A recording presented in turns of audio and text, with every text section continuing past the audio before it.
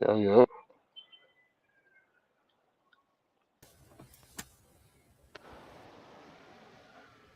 Mr.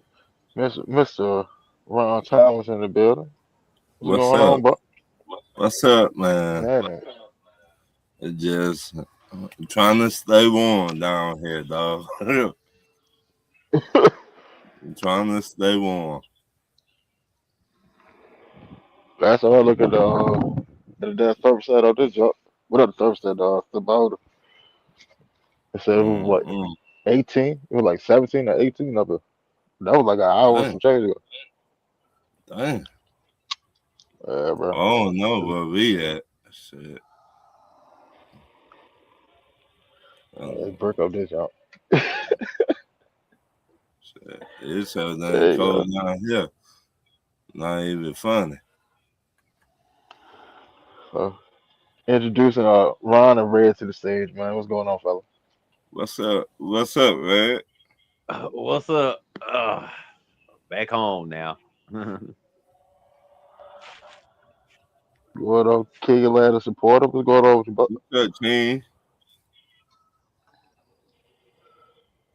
So, the topic du jour of the day.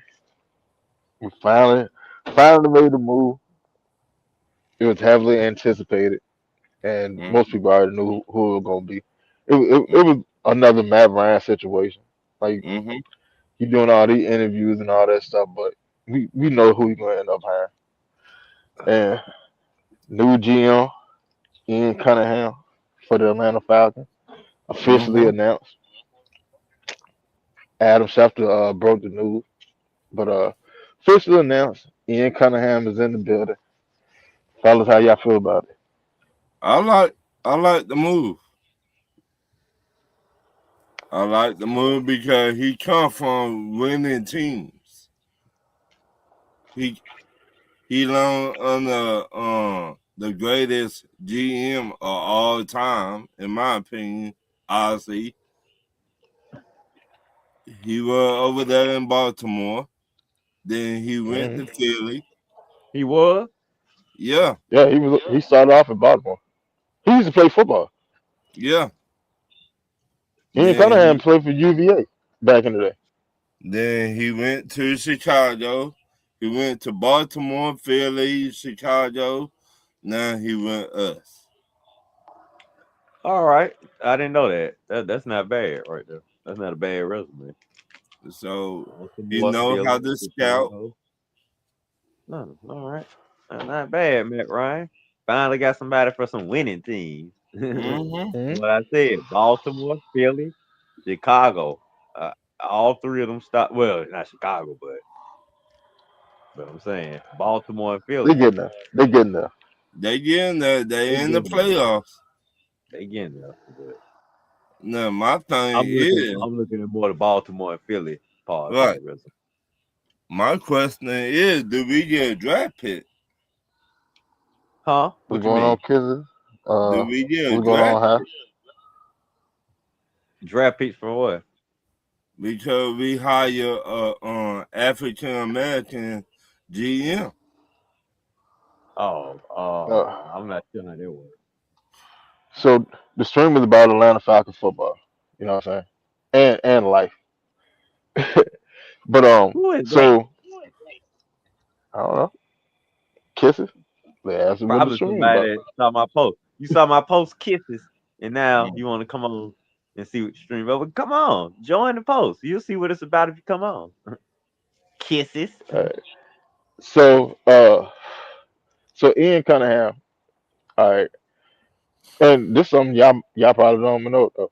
All right, so Ian Cunningham, he's from Texas, right? But his dad was like an agent, sports agent back in the day. He lived in Atlanta for like when he was like 10, like Mm, 10 through like 13, something like that. mm, And then he ended up going back to Texas. All right, so he went from Texas, went to UVA, played center and guard and tackle. He played all three spots on the offensive line. mm. All right, yeah. So he went undrafted went to training camp with the Chiefs. I want to say didn't make it. They cut him. Baltimore bring him on as like an assistant or whatever. Well, So Ian Cunningham got 2 Super Bowl rings though. Baltimore and Philly. Yeah, with Baltimore and Philly, right? All right. Well, Philly first ring. He was there for that, and Mm, Baltimore's last ring, the last one with Ray Lewis. He was there for mm. that.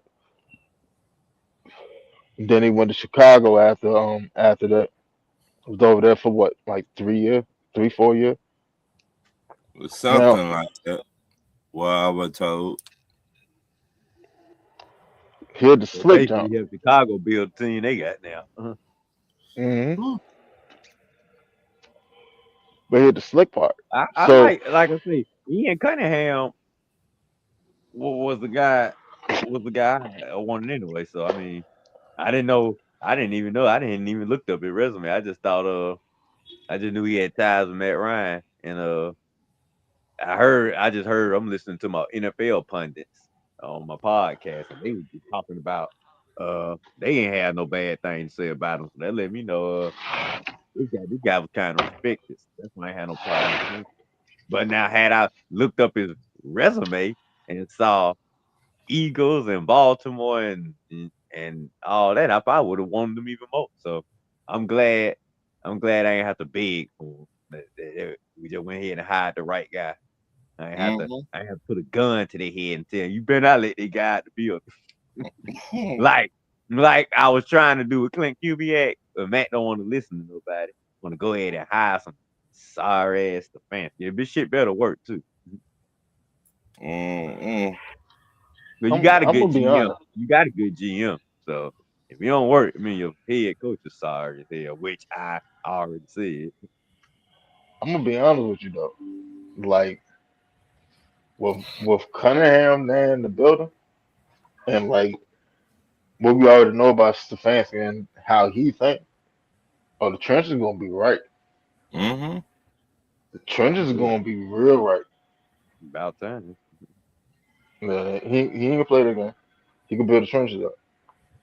I mean, yeah, I'm like saying, look you. where he come from. Every team, every place he come from, all they trenches, right? hmm Baltimore, Philly, Chicago.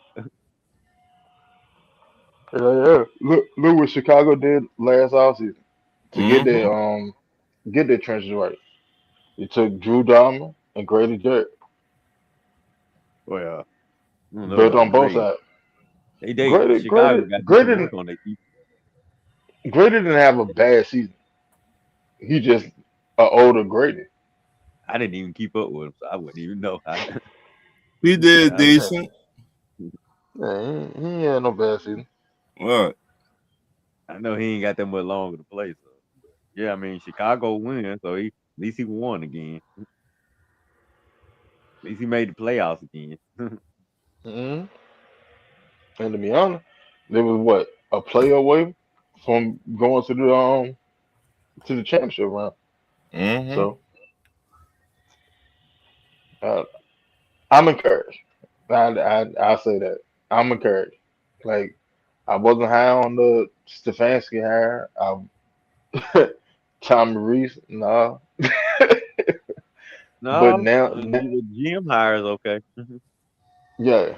But now that Cunningham in the building, like I put it to you like that: if you have a good enough GM, that GM can master a lot of the deficiencies Mm-hmm. that your coach and coordinators have. If I just sit there and load you up with enough talent and you just mirror the pack, you still gonna be good. So I'm encouraged. I'm encouraged now. Ain't gonna lie to you. That's it. Yeah, especially when it first moved, I already saying we're gonna cut Kirk. Said that's my first hmm move. Kirk, you out of here. Get out. Sorry, motherfucker. I think I forgot who said it, but they said he was Kirk. already down there at the Senior Bowl already. Kirk, come here. You out of here. Don't tell your wife to start crying because you ain't coming back. Hold on, Derek. Derek, who got the sideburns, man? Who got the sideburns? That's what I want to know.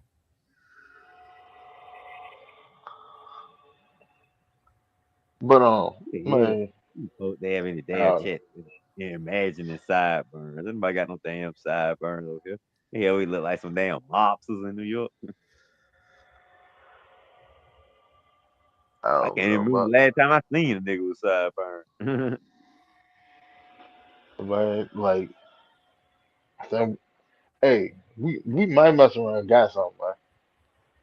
I ain't even gonna hold you. We might mess around and got something. If Tom and Reese can just keep the car on the road, Mm-hmm.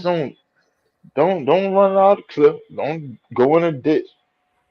If the road, I just take your time. Just take your time. That's all you gotta do. Nah, If you can we keep had something before they got here. That's exactly. why I didn't want to hire sorry ass because I didn't want them to fuck it up. See, like now, like because we had that talent, and now you know what I'm saying. We're gonna add to it.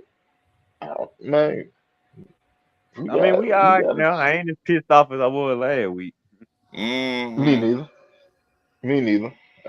I'll be I honest. got it all out. I got it all out my system. I mean, I can't keep crying. I mean, can't just straight.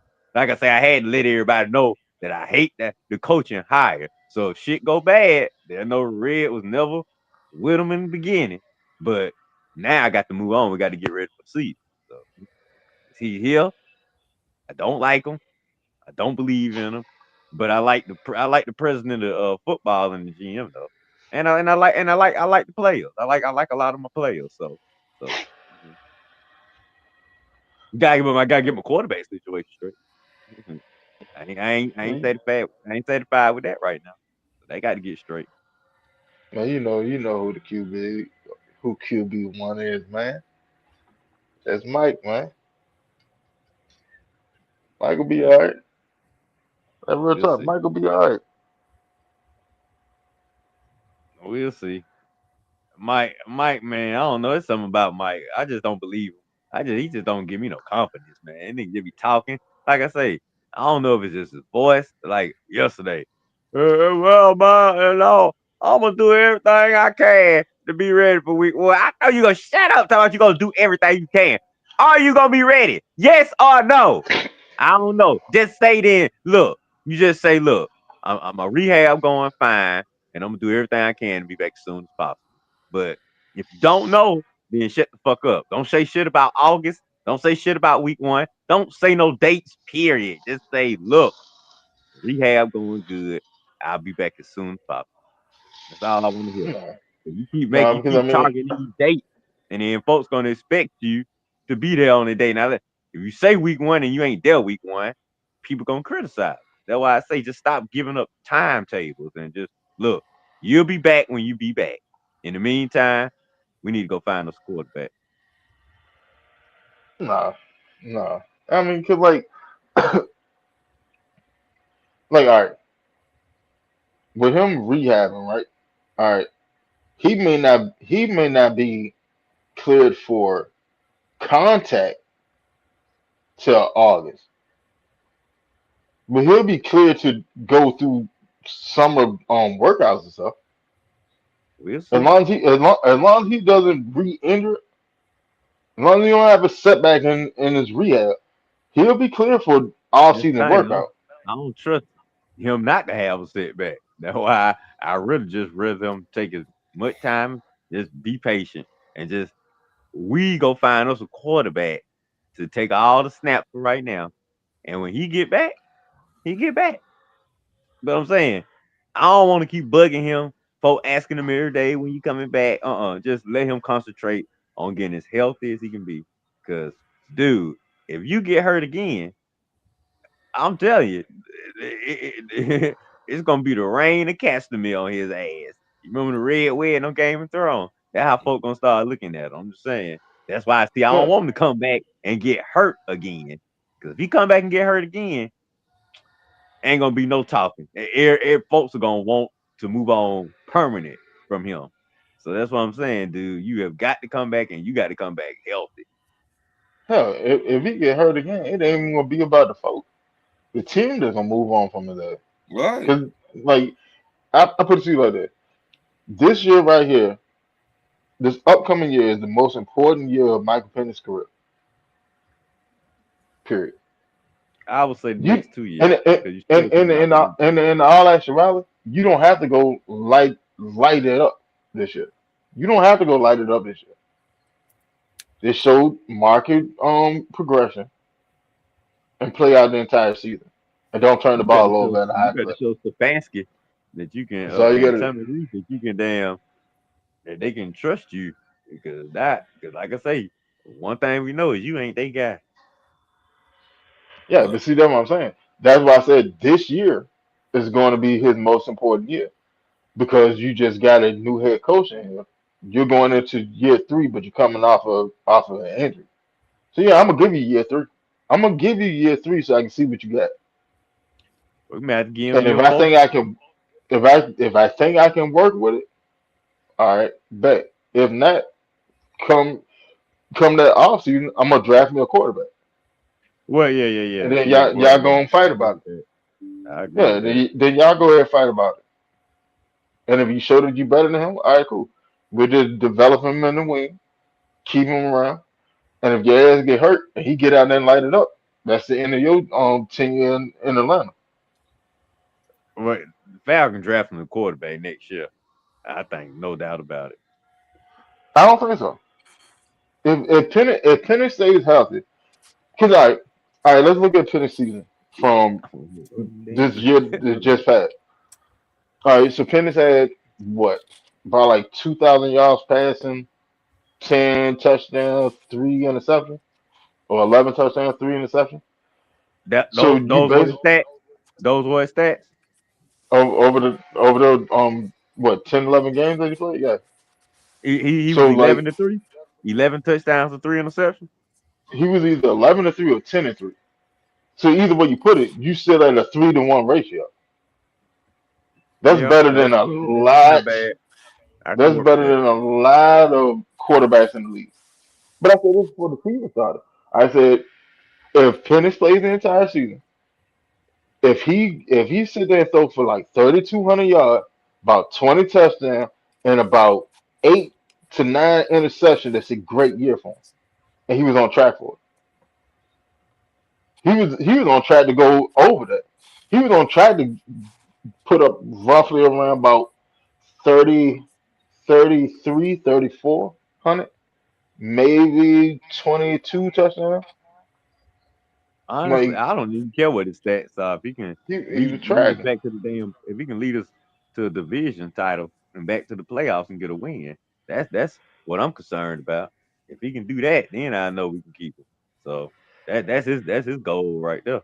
And that was his goal last year too. He's still coming back in with the same goal, dude. Win the South and get us our first playoff win in a while. That's his goal. Anything else is really nothing. Nah, you can't cut him short like that because all right. Now I put it to you like that. If the South runs the same race that it ran last season, with the season that just ended, if the South runs the same race, yeah, your goal is to win the division. Point blank period. Well, well, what's his Because goal you then? his goal was to sit there and show that you was a serviceable quarterback and you wouldn't turn the I- ball over and you are efficient. That's his goal because this is your first year of being a starting quarterback. I'm not gonna sit there and lump. I want you to get us to the NFC Championship game your first year as a starter. Like no, I'm not gonna I throw said, that on I you yet. said Yeah, division. man. I said division and get a win. Yeah, I get that, but like if everything worked out the way it was supposed to, he would have got that anyway. He would have got that Okay, this year. then. So the goal's still the same. The goal haven't changed. You win. You got to win the South, and you got to get a playoff win You have a before. whole new system in here. You got to still learn that. Everybody else got to still learn it too. Well, I'm not sitting there saying that We'll this see. year. We'll see. I'm We'll see not. if the I'm not gonna sit Falcons. there and say that. I'm not gonna sit there and say that this year is a mulligan. I'm not gonna sit there and say that this Hell year is no, not ain't a no mulligan. mulligan. Ain't no Yeah, year a no, mulligan. because No year is gonna be a mulligan to me. but if Pennis does what he's supposed to do, and if we don't win the division, but I can sit there and pinpoint why we didn't win the division, and it's not on him that we didn't. All right, I'm cool with it. I'm cool with it because I saw what I need to see from you. That's the most important thing. I Like don't see how it could be. we talking about all the other draft picks and free agency and all that shit. None of that shit matters until you know what you have from your quarterback. That's the most important thing there.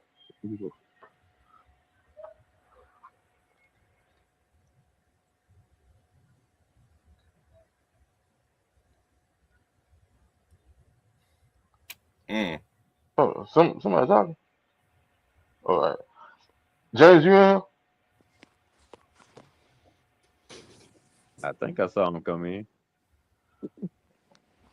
I Ron, what brought was him you saying? in. Huh?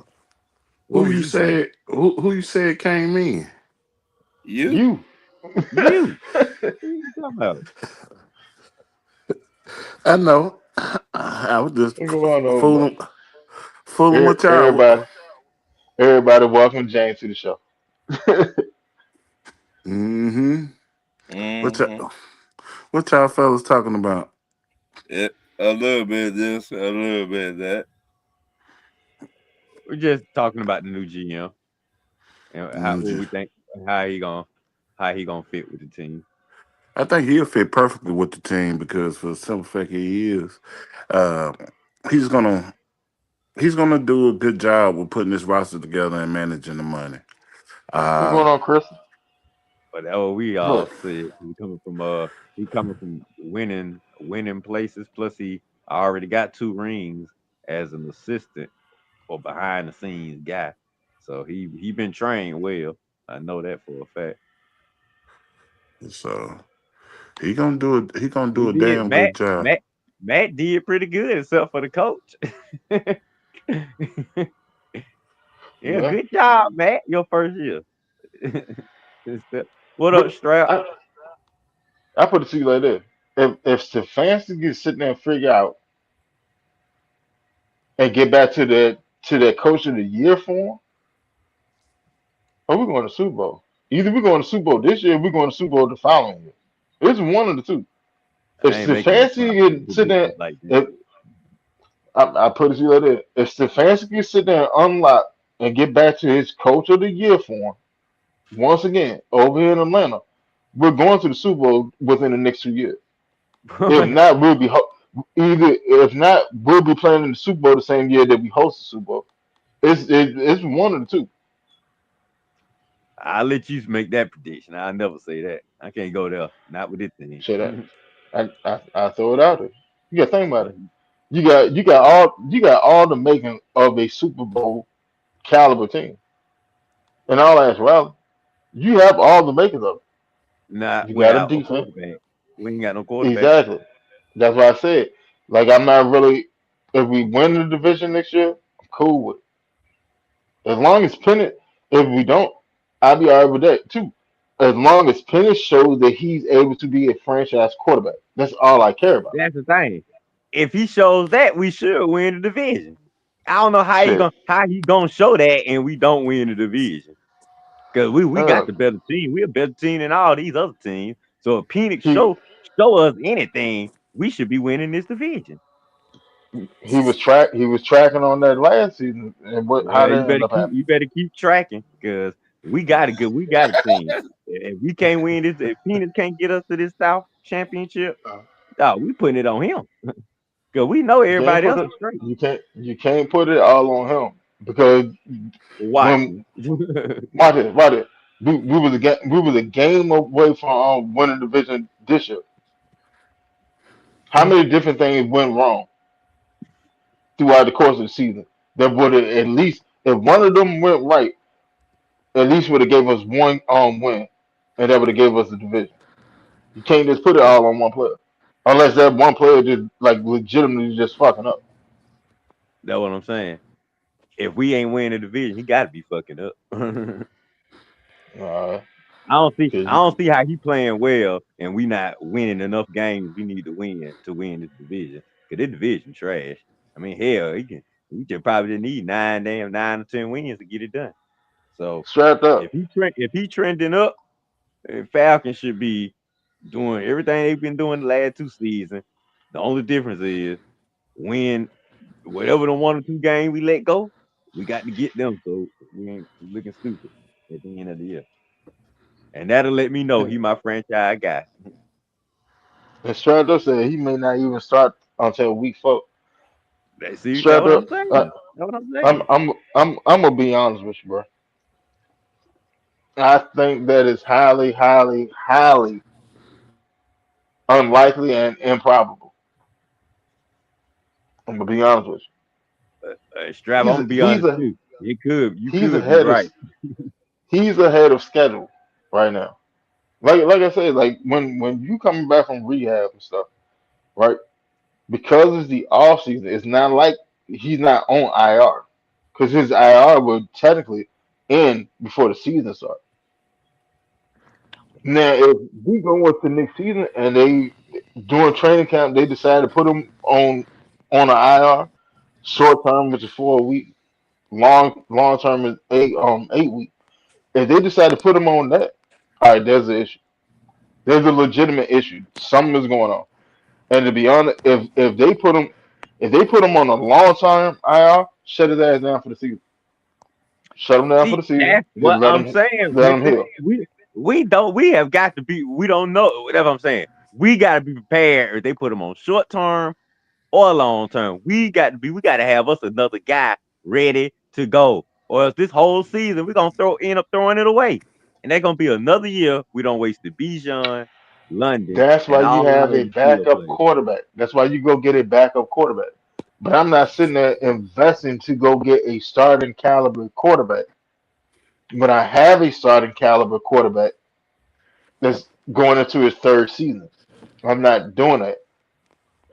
You know Yeah, I why? know you Because ain't. you literally just did the same shit. You just did it 2 years ago. Kevin Stefanski just got fired for doing the exact same shit over in Cleveland. You don't do that. I'm sorry, like you don't sit there and put a whole bunch of starting level quarterback on your roster and you putting all this cap space into that. Like you don't do that. No, you just go. No, you don't go get a. You go get a free agent guy. You get one of these clowns that's a free agent. That's what I'm talking about. Yeah, you go get a backup. Like Jacoby Brissett. He's a free agent. Backup, Go get him. backup slash starter, Yeah. solid starter, Ja- but Jacob perennial bust. Jacoby can hold it down. Is he a free No agent? problems at all. Is he a Yeah, free you're a free agent? agent. Yeah, you're a free agent. Okay. All right. Well, I'll take it. I take him, Tyrod, or Malik Willis. But I'm Him, saying Tyrod, we can't be wasting and Malik, time. all three of them are free agents. You can't waste time. You need to go figure out which one of the guys you want, get his ass in here. Because he's gonna be the guy taking most of the snaps until Penix get back. So And I'm we gonna need be to get honest his with ass ingratiated in this system. So his ass in case he gotta play a few games. you. I'm gonna be honest with you. Cause like earlier, what's going on, coach? What up, fellas? All right. Y'all Like can hear me, earlier, right? yeah, we can. Hear you. Cool. Yeah, like earlier, we got the news that the Falcons are planning on moving on from Kirk Cousins. Or they plan on cutting Kirk Cousins. All right, cool. I know. That He was ain't all. Cunningham don't want that trash. That gonna give me a real quarterback. Wow. 'Cause, I mean, I need to save him.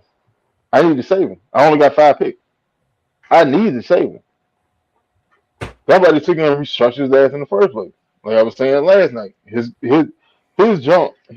salary, if we had kept him on, would have been $2.1 million. But I don't get the dead cap saving. That's where the issue comes in. Cut his ass. If you want to bring him back, bring him back. I ain't got no problem with him coming back and having on Penix sitting there learn the system. Who know the Kirk system better than me? Kirk finna go get him a starting job. I don't know. I don't think Kirk want to goddamn run around anymore. I mean, it's possible, but I mean, I you came home. guarantee you, Kurt want to start next year on team. It's gonna be teams. That's why he was playing this year. That's why he was playing. He was trying to get his stock back up. Show teams that hey, I'm still a solid guy. I can still be a bridge guy till you get the guy you want. Trust me. He gonna be looking. He gonna be on another team next year. And we need to Uh, stop wasting and that time with him and go find somebody else. that's very possible. Like I'm not sitting there saying he can't start. I'm saying the probability of him starting. Like, where you really gonna go start? You going to the Jets? So you could, so you what 37, and you want to go out there and play around in the snow? Yeah. How how I'm how saying how how he just much want an Lego? opportunity. He just want an opportunity to start. I mean, he just want an opportunity for his own team. He know Penix. This situation right here is What's up, guys? Yo, what up, Silk? we go to sit. I just want to say this right quick. I'm glad we got a new general manager. Look, guys, if y'all won't be seeing me a while, I'm going to ICU tomorrow and trying to get better. I'm not feeling good. So I will not be joining y'all for a long while. I What's enjoyed wrong You with y'all heard? you? company. I enjoy y'all company, everything. But time for me to get better. And so I got to take my days uh, uh, got to take my day by day until I get well. What's But wrong with you, man? I caught RCB. It's a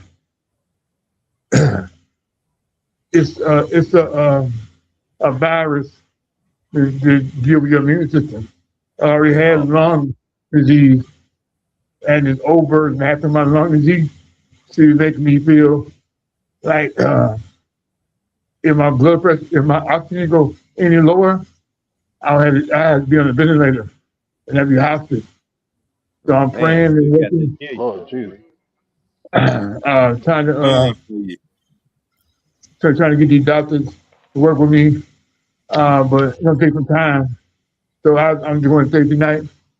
Thank y'all for all the football uh, uh, Yes, sir. questions and answers and fun. Thank you, Winston, for the good argument. Thank you, Yeah, Ray, with man. the Anytime, support. man. Hey, hey, Um, so one thing for sure, two things for sure, man. We gonna have plenty more good arguments in the future. You just take care of yeah, what you gotta take care of now. You feel me? but I'm gonna sign off y'all because still not feeling well, and talk to y'all later. You All right, so man, need keep your head up, man. Prayers, brother. prayers, Thank you so man. much. Yes, sir. Let us know. Let us reach out to somebody. Let us know what's going on. So,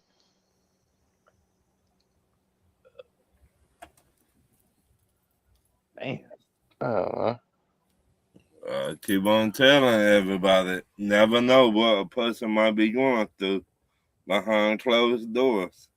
boy, they show. I know they come on the eye test and tell everybody. Look,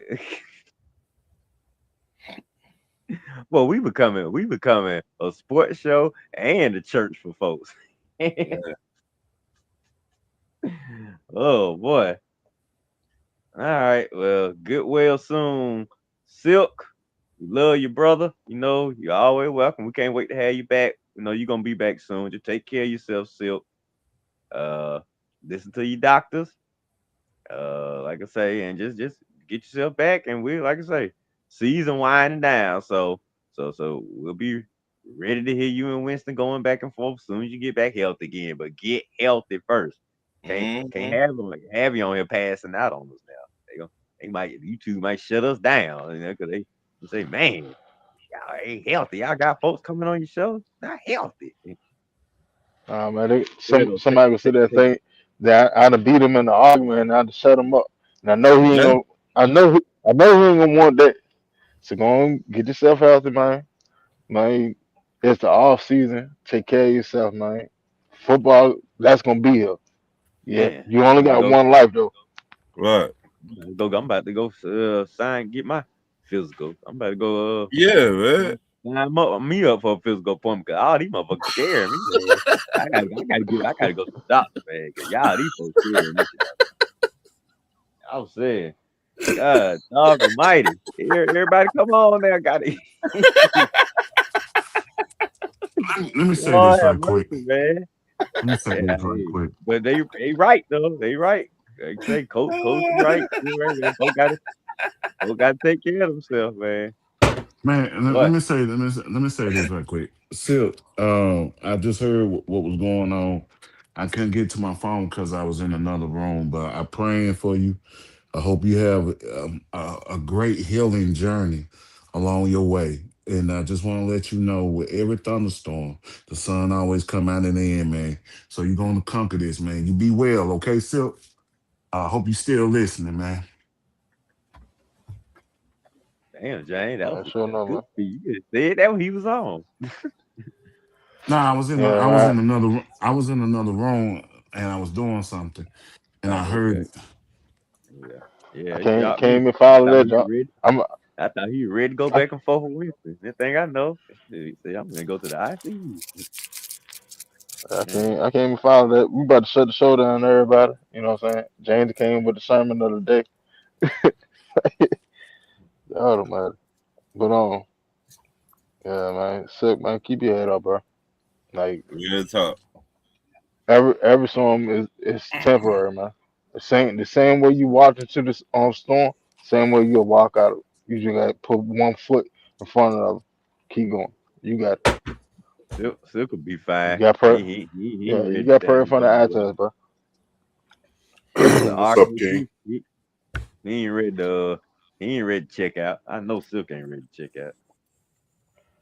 I know you got too much shit to He'll talk. fight just like Coach. Coach, I knew your ass wasn't going nowhere, man. Y'all got guys like you, y'all don't check out early, man. Y'all may have Shoo. issues, but Hey, y'all ain't I checking out mean, early. I'm glad you say that, bro. But at the time, your boy was setting things in motion, man. Because it didn't seem like I was gonna be here. So, matter of fact, I'm in the room right now because I got my doctor's appointment in the morning. So, and I Yeah, shouldn't be drinking, but hey. yeah, now I don't know about that. Yeah, don't be drinking now. Shit, Uh, yeah, you alcohol supposed and to be keeping yourself healthy. blood thinners ain't too good, but shit, I think one beer, do me all right. Maybe 32 ounces, but it's one beer. All right, Kobe. Take it easy though. Take it easy. I am, Make man. sure I you am. tell the doctor. Make sure you ask the doctor and say, look, man, it's one beer a night. All right. That way when you drinking it, you be like, okay, at least the doctor It, approved it. nah, it's not good with on blood thinners. Uh, that's one Hell of the no. things they say. That's one of the things they tell you. Like it's literally on my medicine, but Oh well. Yeah, you better I'm celebrating, man. You know what I'm saying? drink. It's been a You better it's been a it's been go a good find you a 2 weeks. soda. Go find you a Mountain Dew or a Dr. Pepper. It's been a good 2 weeks. We got a good GM in the building, I believe. Although he ain't even Wait. get no looks, but I wanted shit the GM from Detroit. That's who I wanted, but teams ain't even looking at him. But Who is that? I can't think of his name now. Now that I want to think about it, We he got got like the a last GM from But this Detroit. guy we got, he come from Baltimore, he come from Philadelphia and Chicago, and he got 2 rings. what's his name? Um, If that didn't excite you. Agnew. That's his name. Oh, Detroit won't let him go, man. Broncos Yeah, I mean he a assistant, but yeah, that's who I had wanted. to withdraw from the Raiders head coach. But Yeah, but this guy we got, he got some good credentials. I can't piss poo his resume. yeah, it's it's cool. I don't know if I'm liking Matt Ryan. Like, I don't want Matt Ryan to make this a habit of hiring like people he cool with. You know what I'm saying? Like, I understand with most jobs, it's all about who you know for real. But I hope you don't make this a habit.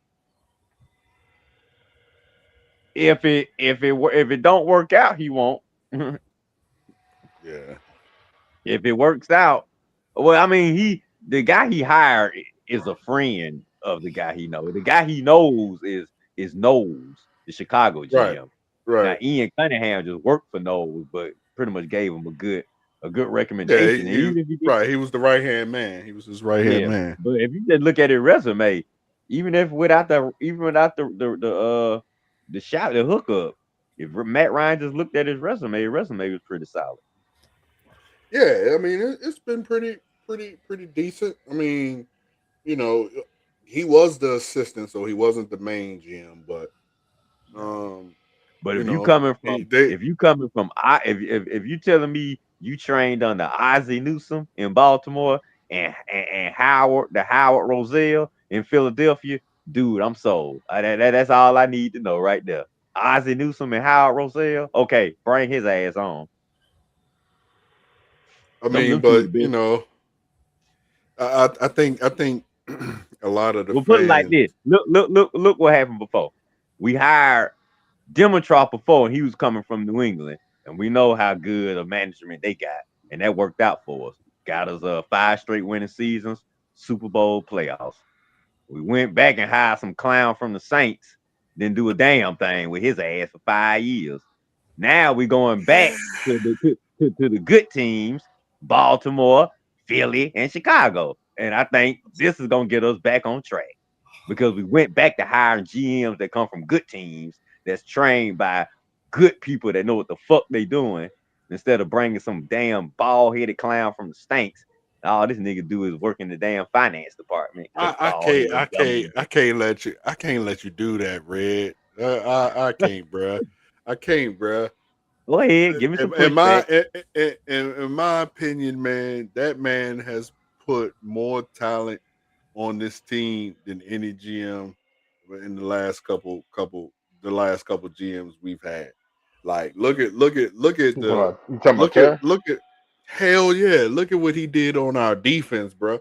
We ain't never had in my opinion, we have never had a defense this talented uh in all phases. I mean, in all levels of the defense. I mean, we got Bijan, you know, we got Drake. He ain't Jet, but he's a solid receiver.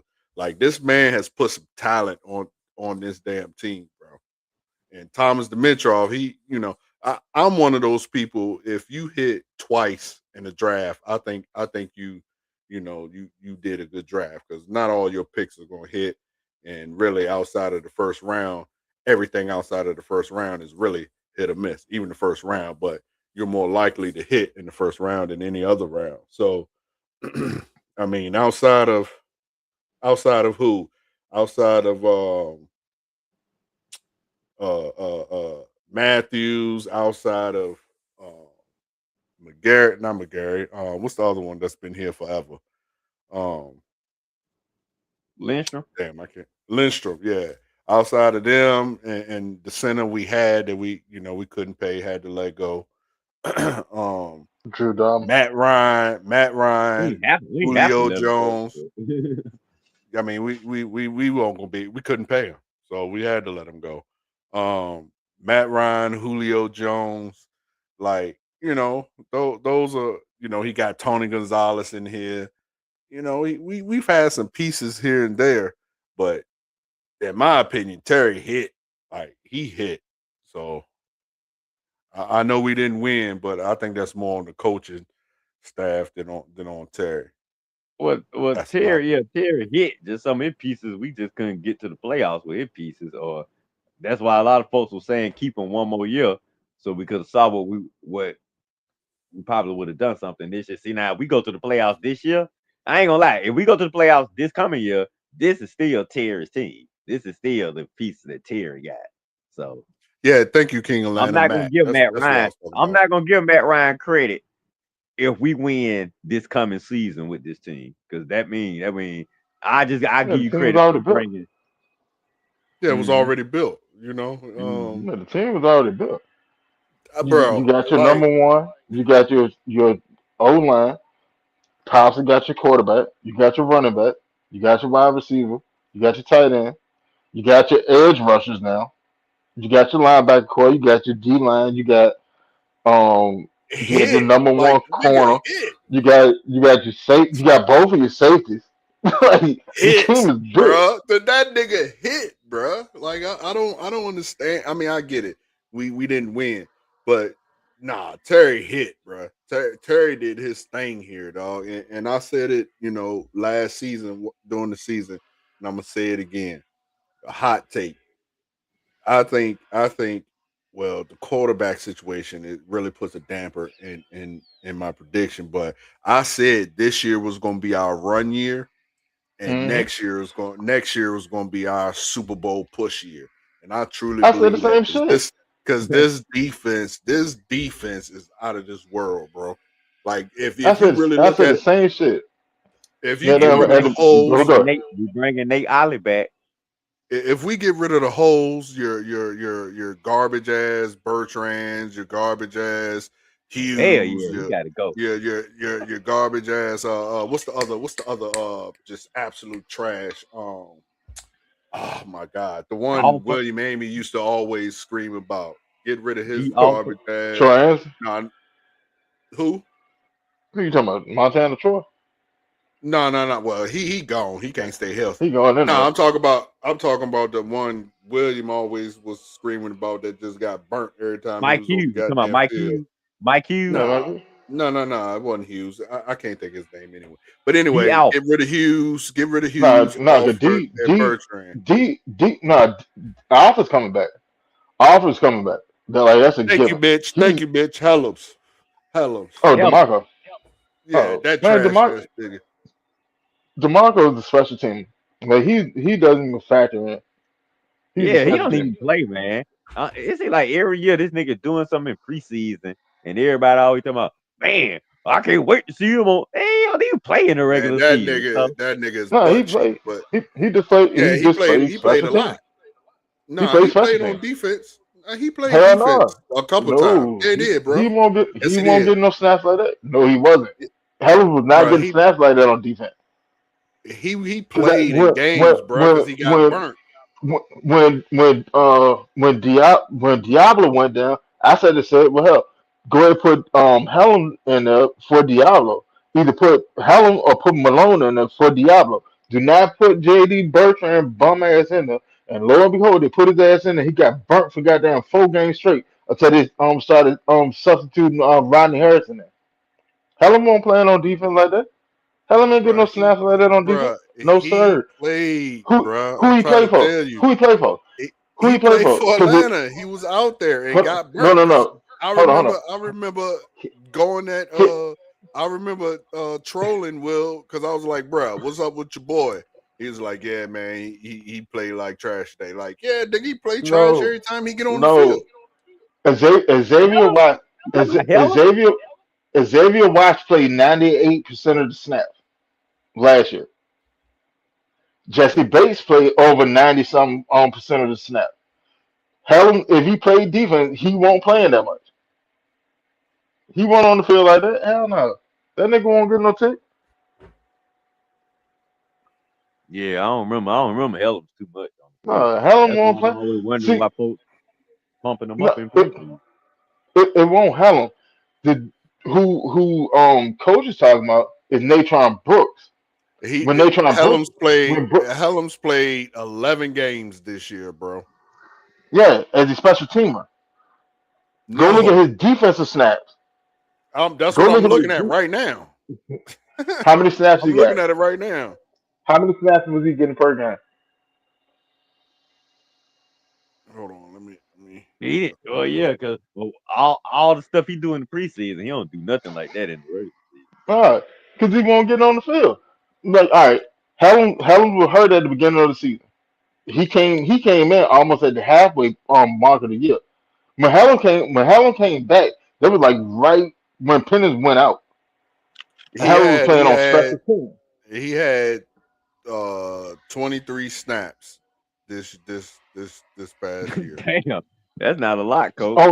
On special But teams. I didn't say no, bro. It says defense. He had 23 defensive snaps.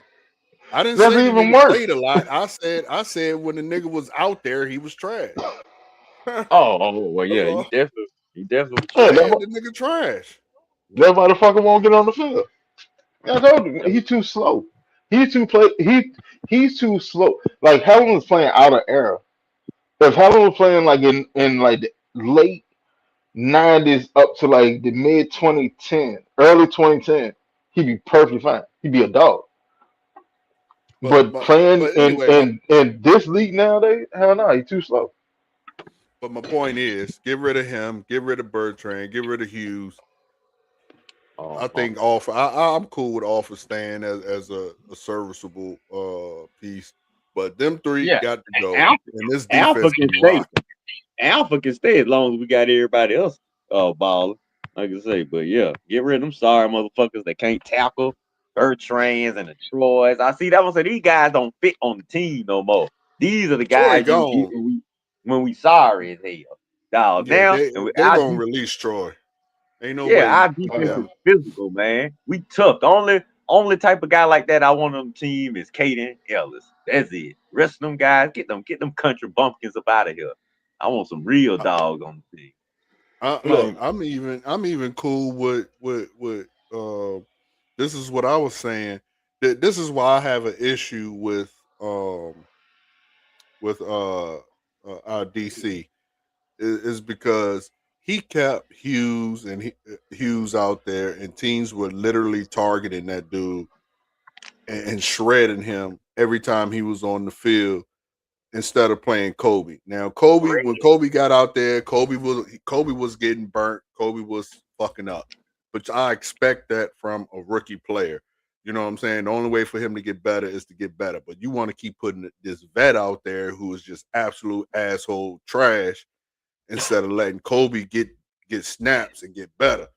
I'm cool with Kobe being out there. Like again, he was a liability this past year. But again, that's to be a little bit expected from a rookie player that ain't really Kobe playing a wasn't lot. bad. Yeah, Kobe wasn't Bro, bad this year. Kobe was getting burnt, bro. it was Yeah, a couple games. hold Kobe on, was getting hold on, torched. hold on. Cause you got to think about it. All right, Kobe first game, he went 1-on-1 with Mike Evans. He didn't look bad. The whole the scheme that it was running, Kobe sitting on the inside, help force him outside. Use the sideline because we're not gonna be able to double Mike. You 1-on-1 with him. Use the sideline as the extra defender. Force his ass out of bounds rather make the tackle. He did exactly what he was supposed to do. And in all actuality, he was supposed to have his first pick, but Mike ended up snatching the ball from him.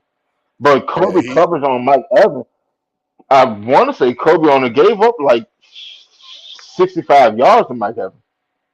It Kobe looked a whole lot worse than what it actually was. in the 7 games he played, he was targeted 15 times and gave up 11 completions for All right. 175 yards total. Every target, his average target that they caught was 11.7 yards. Like he was getting torched. But again, I'm cool with that because He's still young. he's a first year player. Yeah, he's a first year player. But that's my point. You why keep that garbage ass Hughes out there and you got the young guy, put the young bull out there because you're not it's not like there's a huge drop off or a huge gain between the two. If Kobe gonna give you the same production as the vet is gonna give you, then why not put the young boy out there so he can get better? You feel what I'm saying? You let the young bull run. Right. You let him learn. The faster I can get any rookie or first or second year player to develop and they're not a starter, the faster I can move off a bigger contract. That's just good That's business. what That's why I feel. That's why I feel some certain. Well, that's why I felt a certain type of way about Rook not playing his first year because I feel like Rook is behind the curve because he really didn't play his first year and he played last year. You know, people calling him a bust or whatever. But I again, can't, I I'm can't, cool with I my can't, young I guys. can't really, I can't really give Rook a pass though. Now, now I will sit there say this is Onyemata was starting over Tapo. All right, I can understand you not getting a lot of snaps, but for you not to actually push Onyemata for snaps, that's the issue. But they said that when we first drafted, he got all the talent in the world.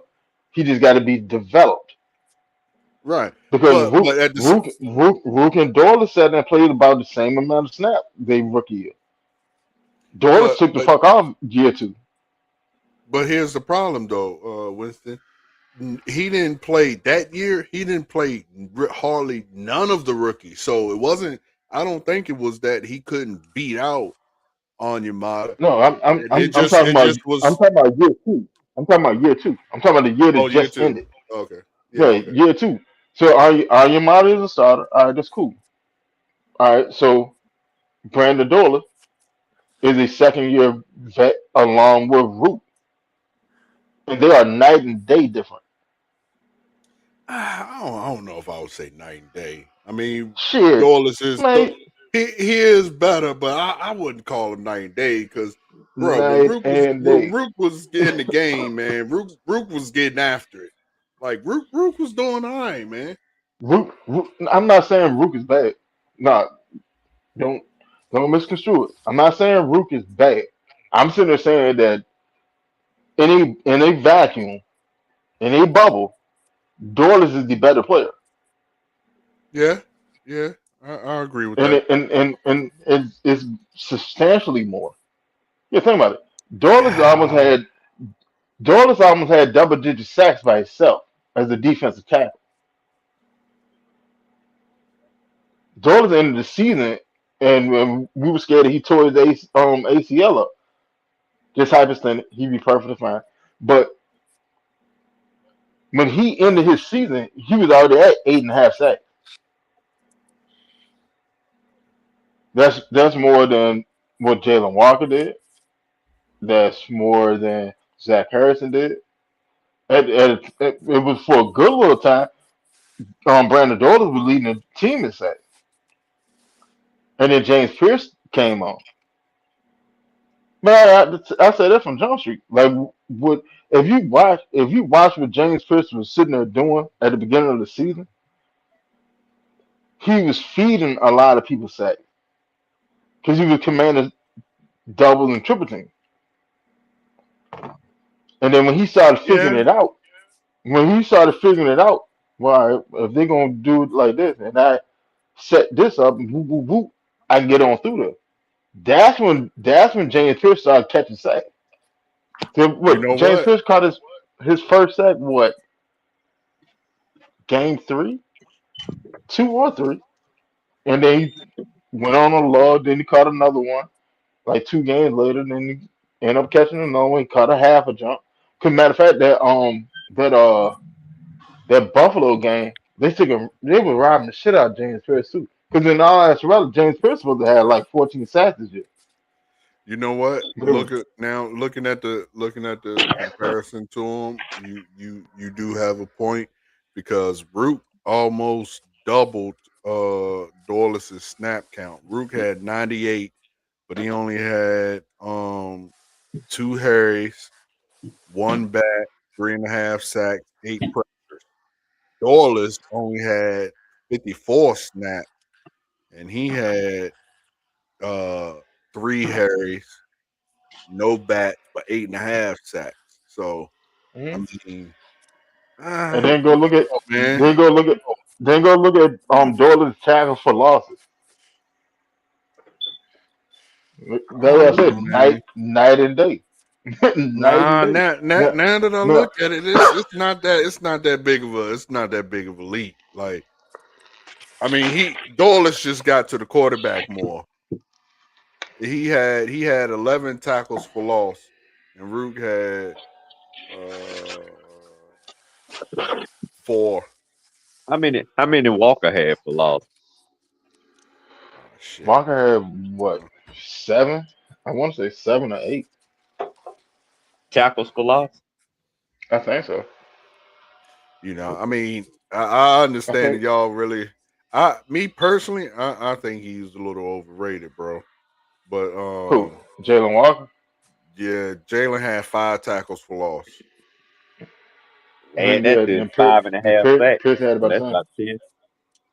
About And 10 yeah, he had 5.5 sacks. Like I said, draft night, bro. I think the steal of the draft was Xavier. uh Xavier. Yep, Xavier Watts. Hands Well, down. see, I think no, I you think gotta look at Walker. A lot of Walker production don't come from sacks. You gotta think what he doing out there is freeing up the other guys. That's why they getting to the guy called Yeah. Walker out there. See, That's what he did for Walker, UGA. Walker. All right. Where a lot of people have it misconstrued with Walker, because he's listed as the edge. They expect him to have gaudy sack number. That's not his Mhm. job. Nope. Walker is more of a run stopping edge. And in all actuality, they just want him to learn edge so they can use him as a Swift Army knife. Same thing with Caden Right. Ellis. He the See Swiss Army when knife. yeah, when Caden Ellis was first drafted to the Saints, he was an edge player. He did the exact same shit. He sat on the edge, learned how to stop the run, how to blitz the quarterback and all that stuff. And then when he came over, well, no, it was like it was a year beforehand. It was when Demario Davis, took and got hurt. He was out for like the rest of the season, and they moved Caden Ellis to middle linebacker. Well, all right, well, you got something. There. You athletic as hell, but you're not afraid to hit. You can share blocks and stuff. All right, bet. And then kept on and he played that role for what, a year, 2 years. Then he came to Atlanta doing the exact same shit. That's why they're not afraid to blitz Caden Ellis because he know how to actually blitz. Like people think like blitzing is just all right, call a blitz, run straight, go get the quarterback. No, there's a whole lot more to it. There's a whole lot more than yeah, just it's a shoot whole straight lot. up. Yeah, you gotta get the timing. You gotta give the offensive lineman a look, try to get them to show what they're gonna set for their block, so you can cut off of it. Man, it's a whole lot. If you got a running back coming down to close the gap in pass pro, how am I gonna attack him? Am I gonna bull rush him? What angle he's on? If he's off foot, can I swim him? Like it's a whole lot more to blitzing the quarterback than just running the straight line going to hit the quarterback. True, And true. don't You be know, but surprised if Walker have a better see. Walker, he probably spent that whole year figuring this shit out. All right, see how everybody working. And watch Walker sophomore year. I bet Walker and Oh, Pierce both might have double digit sacks once they come I through. mean, I'm, I I've been am saying this not. for longer. I'm not saying that he's Pierce is not the good. better pass rusher, but Walker is the better linebacker. Even though they are listed in the same Walker position, to me, Walker Pierce is a is better the better player. pass rusher. Pierce is No, a better no, player. no, I no. wouldn't say that. I No, no, wouldn't no. say that, I'm not gonna Fred. sit there. I'm not gonna sit there and say that. Walker Hell is a no. better linebacker than Pierce. Pierce is a better pass rusher than Walker. Well, I And to say be no. honest, I put it to you like this: Pierce's pass rushing ability is better than Walker's linebacker ability. And that's an unpopular opinion, but in all Say, actuality, it's true. say Pierce, that again. Say that again. Pierce's pa- Pierce's pass rushing ability is better than Walker's linebacking ability. That's true. But back to the point of the matter. You know, it finally feels, at least for me, you know, someone who's extremely defensive orientated, bro. It's finally great to have to be even to have this debate. You know what I'm saying? Like Like, Mhm. fellas, we have, and I'm gonna say it again. I've said it before. People are like, bro, you tripping. I think we have potentially, barring injury, we have one of those defenses that you can put in the category of the Ravens, the Bears. You know what I'm saying? Like, we have one of those Are defenses, you bro. crazy? We have got to If prove that on the field before we can say that. We Bro, got to prove they that have, on the if field. but red, you gotta understand, they're extremely young. These are babies, and they are already proving it on the field. So just But boom, imagine you can what put it's us in gonna the get. class of any of those top defenses, dog. Number one, we got to show it on the field, and we got to put some championships behind that. no, So, I, yeah, I, I I, I mean, put it to you like this. that's No, true. no, That's no. true. Hold on, no, That's it's true. not true. It's not true It is because because no, no, The no. Ravens won their Hold on, Super Bowl hold solely on, on the hold on, defense because it wasn't hold on, hold on. through their quarterback. I What know. was the best? What was the best defense of all time? I mean, one will argue. Most people will say it was the Bears, the '87 Yeah, but it's Bears. not. In all actuality, the greatest defense of all time was the Grit Split Atlanta Falcons, who don't have a Super Bowl. That's probably why nobody gonna say they the best defense. Yeah, Go, yeah, for go sure. look at the number. Go look at the number and all that. The Grit Blitz is statistically the best defense of all time, bar none.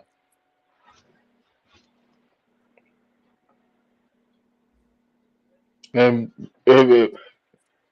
maybe I missed the memo, We're back. but We're I'm back to pretty sure coach's the point. Falcons ain't got a ring yet, huh? I'm saying back to coach's point. I like our defense, dude. Trust me. I would love to put greatness on anything. Don't you think? I want to put greatness on the 2016 season. But like I say, coach, we got to prove this on the field. That's why I hate when everybody True, come with true, true, these true. crazy predictions. Dog, we have been disappointed too many times for us to come out here with these crazy predictions. I like we are trending up. You're right. Our defense is trending up. But Nah, we have watched these other teams do it for a whole season and then do it in the playoffs. We got to do that. so Then I you start comparing. Now, go ahead. you right, Red. You right. Like, I want to I compare. can't Look, argue with that. I would love to put my You right. team in these greatness, compare them to these great teams. But if we don't show it on the field, it'll just be just talk coming from us.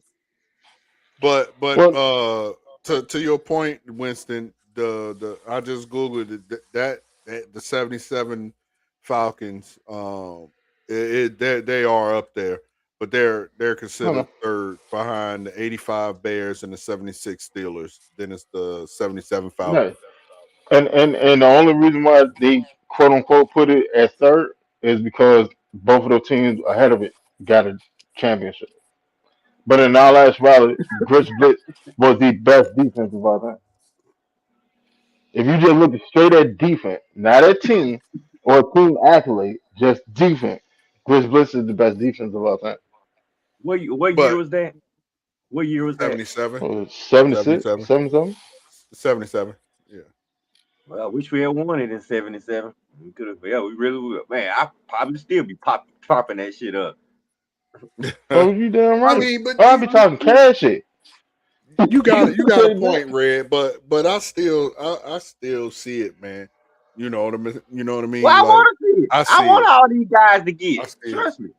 I want to now. Well, we already got the sacks down. All right, now we got to put the sacks with the yardage. See, we got to do what Houston was doing. You saw what Houston was doing. See, early in the season, we were balling, but Houston and Denver overtook us because they stayed consistent with it.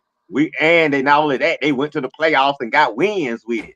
That's what we got to do. All this talk about we got this and we got that. We got the best running back in football, don't You got the best we? Best running players back in in That's football. football. but But Red, that's my point. And you know, of course, with my takes I get flat, but that's my point. That's why I wasn't so huge on bringing back Jeff.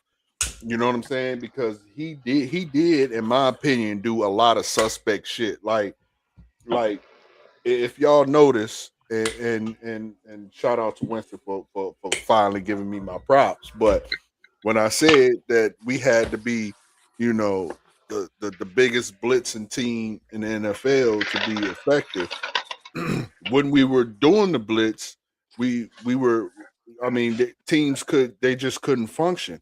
But then for whatever stupid reason, he would go away from it, and then we would just get torched on the back end. So you know what I mean? Like, hopefully this year he learns from it and improves on the blitz scheme, because when we blitz, we can't be touched.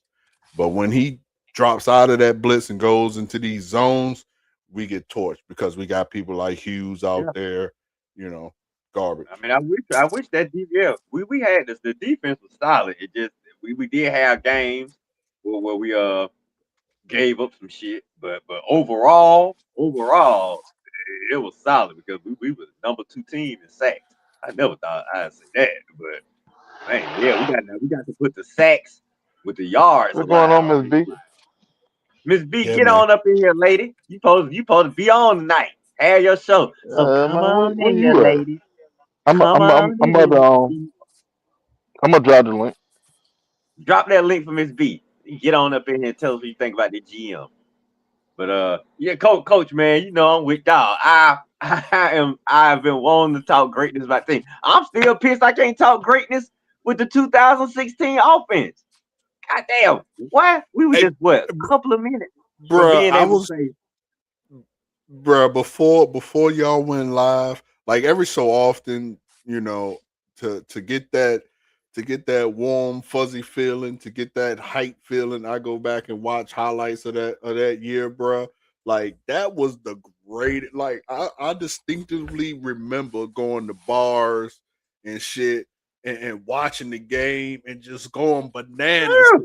Cause Matt Ryan throwing bombs for 40, 50 yards, Julio Jones taking it to the house for 60 yards. dude, man, I went out to What was the skinny California. dude's name? God, I loved him. And Julio got all the accolades, but that The dude who? was The what dude? he was the skinny one. He's still playing Sanu. Man, I don't bro, know. when Sanu would Sanu get retired loose. years ago. Nah, I thought he was playing last year. No, sir. Man, Sanu ain't played since like 18, 19. Hell That was no. Hell no. No bullshit. half the folks from that But team Muhammad don't go Sanu, there and retire, man. hey, no, ain't no half. Majority of that team ain't playing in the league no more. But anyway, Oh, but to go back and watch that, yeah, man, that was a I great feel team. you, bro. That made me go get my Matt Ryan jersey. I went back, started back going to the games that season. Bruh, to this day, Matt Ryan running for a touchdown against Green Bay in the championship NFC championship. game, bruh, that still gives me goosebumps every time I watch it, dude. Because That's I could feel the energy coming through the TV, bruh. that's when we started Red and Rail. That weekend right there of the NFC Championship game. That was the first episode of Red and Rail. Bruh, that Go oh ahead, my man. god. So I'm with you, man. I would love to have that feeling again. That was back when Rail was Rail was even a Falcon fan back then. He with the Chiefs now. He was, man, we and Rail so pumped up that week, man. I mean, we just knew, dog. I mean, our offense just couldn't be stopped. I just said nobody gonna stop us. Nobody can stop us. That was a year, bro. That was I a mean, year. and I just knew, but I didn't want the Patriots, man. I thought we would have beat any other team. Any other team we could have made those mistakes against, except for them. You cannot make mistakes against the Patriots, dog. You got your foot on their neck. You got to keep going. You can't take your foot off their neck for any bit at all. We sitting there not running the ball when we got leads, letting them back in the damn game, and then we can't close it with Julio on the 22-yard line. That has always been the Falcons' problem, bro. The Falcons have never had killer instinct, bro. Like we get a lead and then we get to play I understand that was Elway in '98, but oh yeah, that we were solely outmatched in that one. Like they just whooped our ass. Like Right. it won't no winning that one. This one right No, here, it won't no this was winning that ours one. right here. And Yeah. 2012 was ours. Them 2 years, we should have had it, man. And that let me know that things can be changed. That's how I know that we ain't no poverty franchise, man. We just been making bad moves since the Dimitrov and Matt Ryan era ended. Dog, Matt Ryan era, we was expecting to win every year. That year right there, we were expecting to win 10 or 11 games every year. That year, Not the year we went to the Super Bowl. The year we went to the Super Bowl, we were projected to be one of the worst teams. well, that's only because Matt Ryan had his worst season the year before that. He had them 21 Yeah. turnovers, and then he had to come back, and he came back with a vengeance. But man, like I say, we were win. We were a good franchise in those days. So I know it can be done again. And this time we're Let's gonna hope. complete the deal. Let's hope. I mean, you know, I like you, Red. I was not a Stefanski guy. I wanted Harbaugh. I wanted Tomlin. I wanted someone Well, with a Harbaugh, I don't think Harbaugh and Tomlin was coming. Tomlin taking the year off, and I don't think Harbaugh wanted to come here. But Yeah, Kubiak in again. Seattle, Clint Kubiak in Seattle. That's another Arthur Smith, bruh. Hell No, I don't think so. I don't think so. This guy Hell would have no. turned that offense around. Arthur Smith, an arrogant. That's little what they shit. said. That's what they said about Arthur Smith too, bro. No, But I what I'm saying, never thought that about no Arthur Smith. I didn't want Arthur Smith. no. I I'm wanted saying the Kubiak. pundits said the same thing. And the Everybody pundits saying were about saying Clint. the They pundits saying were saying about that the Falcons should have got Kubiak to take their offense to the next level. That's what they were saying this time. Everybody was poo-pooing the Stefanski move. Except for silly Falcon fans who got it in their head that he was some type of good coach. But well, we'll see. But I don't even think it's about the coach.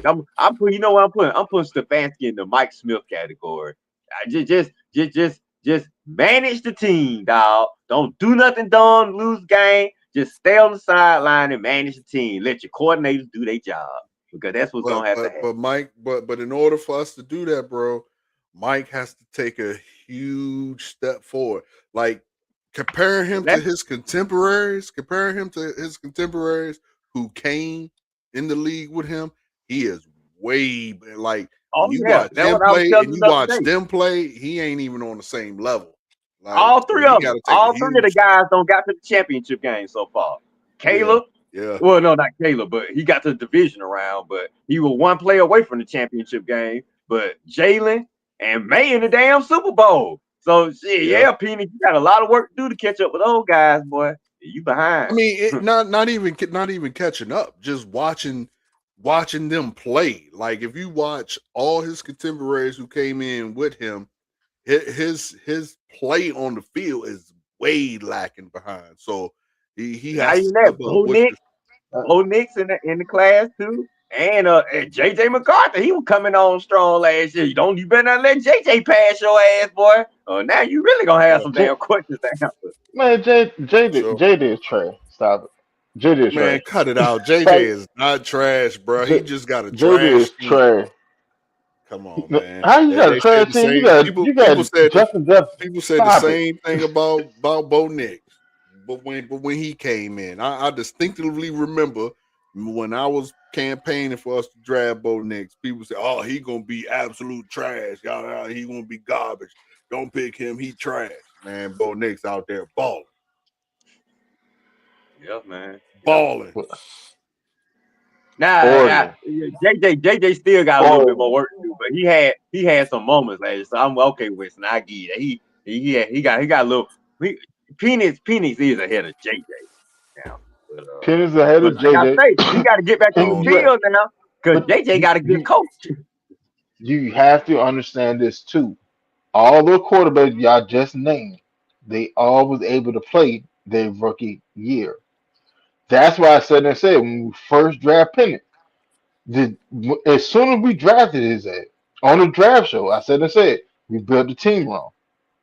Cause you just spent $100 million on a quarterback. He's not going to see the field. So now when y'all have the conversation, y'all have him right now, he's so behind his contemporary, that's why his ass went on the field. They was able to have a rookie season and go through their bumps and bruises and shit. He's trying to go through it in year 2.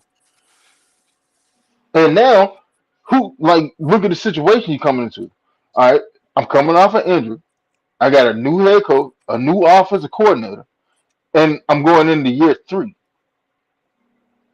Right, which is Y'all, why, y'all talking about pressure? That's pressure. Okay, right, so which is why what does he need to do right now then to catch up with those guys? Where is he at right now? What has to happen? Well, you already told me what has to happen. Tell me again. Tell us Offensive line, he needs to be on the court. offensive line need to be healthy. They need to be healthy. You need a coordinator that's going to actually play into his strengths instead of just being dead set on, I'm just going to do whatever the fuck I'm going to do and y'all just going to run the play. Now, why would See, he like, now? Is turnover no, time that stupid? See, that's what I'm saying. shit, That ain't the type of coordinator I want. it's possible. He need to be a coordinator that's gonna come in saying, "Look, Mike, this is me and you, not me." Because number one, dude, you like you right. What you say? You gotta be working with your quarterback. I don't want no See, motherfucker like, come in and talking about now, really straight ass system. I will say this, though. Now, Stefanski's system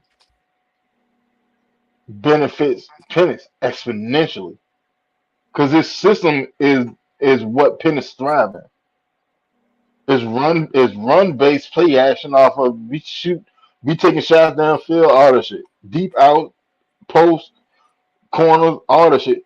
This is our He system. likes to run. He likes to I'm run a I'm lot of I'm 13 not pressed. too. Yeah, I'm not pressed on dinking and dunking. I'm trying to stretch the field. A full quarter, your defense is tired from sitting there running with our offense, and we're gonna run the But shit I out. will say We're gonna this. run the air out of the ball. I will say this though. You kind of right, but here's the issue. He likes to run a lot of 13, and one of Penix's worst traits is his short game. Like, so if he running a lot of 13, you got a couple of tight ends out there. You know what I mean? Like that's a lot of slants and a lot of comebacks. And that Not is necessarily because to me that's you got to look at the tight ends that we have. See, all right, if we re-sign Kyle Pitts, Oh he's going up the God. field. Hold on. Now, also, if y'all remember last week, we took and signed Justin Simmons to a future deal, so he can get onto the active roster, right? Now, Justin Simmons, he's like a Kyle Pitts, but a way better blocker, a way better blocker. He like I tell you exactly how he plays. He plays like a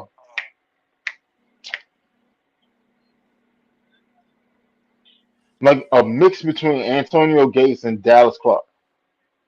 That's Who? how he plays. Justin Who? Simmons. Justin Simmons, the tight end that we drafted last year, that didn't get on the field this year. That's how he plays. Go take it. Go look at his highlights at where he came from. South Carolina. He talking about Simon? Simon Simmons, whoever. You That who you talking about? Go look at his highlight from South Carolina. Why He you played like an just told me? Antonio You Gates, just told me what he looked like. Dallas Clark hybrid. He about like, let's say like 6'3", 6'4", like 240 something, 250. Like he's like a bowling ball that can move. Ain't afraid to put his head in there to go block and actually be effective blocking. Like you can leave him 1-on-1 and he'll win his matchup blocking. Well, I Or hope you can send his Stefanski. ass on the field and he still win his matchup. Like it doesn't matter. However you want it, he can give it to you. We're gonna have to see how Stefanski turn over time and use them. It's fine. I mean, look, I don't care well. who they I got. As mean, long as the Stefan, motherfucker can block and catch. Shit. if Stefanski's calling the plays, which I No, gather he said he's from not. He the say press turnover Sunday. conference, he Eh, won't be. But he if won't be. Stefanski's calling the plays, right, he likes to run a lot of 13, so that'll be tight end heavy. But again, my only issue with Penix, man, What in the world, bro? is the problem is he he is going to have to work on his intermediary passes, man. His touch.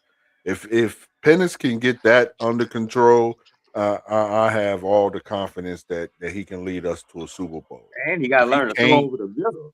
Okay, why you don't throw over right? the middle? Well, I'm not red. I'm not He, going. he got he got he got better over. I'm not going to give him. I'm not going to put that on him because I don't know if it's an issue with him or if it was an issue with Zach. So I'm gonna give him the benefit of the doubt and say that he can do it. But yeah, you're right. We can't just keep throwing to the sideline. So hopefully he gets that under control. But I Now, think if what you he think gets his about well, touch pass under Zach control, is gone. Zach is he'll gone lead now. us. So what you think about turnover Tommy as your OC?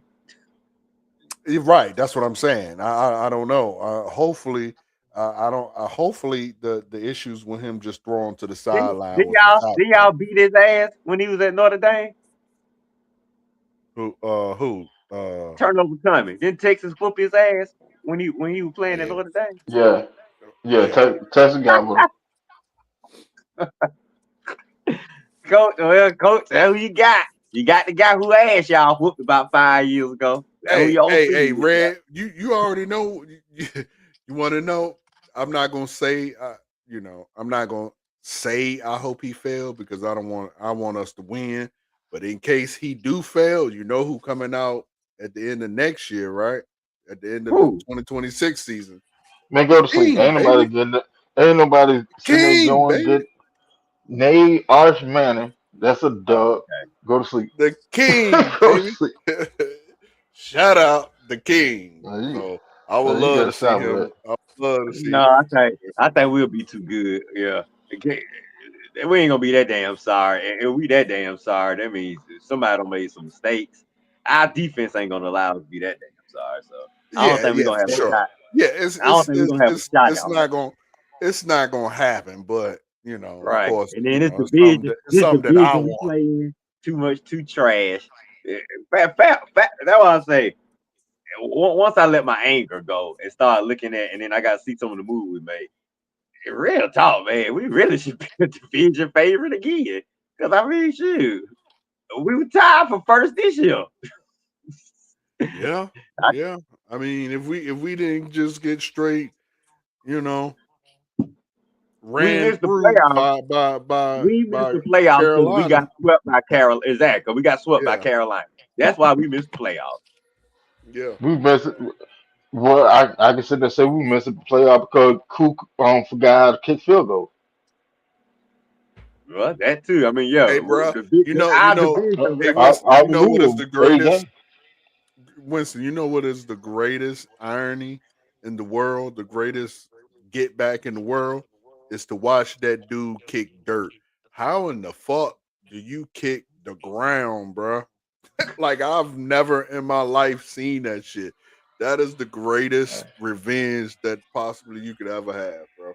And now he's at home or in China or wherever the fuck he from. I told you that stupid little motion he had. That was one of the worst motions. Like his whole setup is wrong, dude. Like, and his fucking holder, the guy holding the bus should have said, "Dude, what the hell are you doing? You need to be a little like move over a little bit because his angle is so fucked up, dude. You literally have to kick the ball perfectly."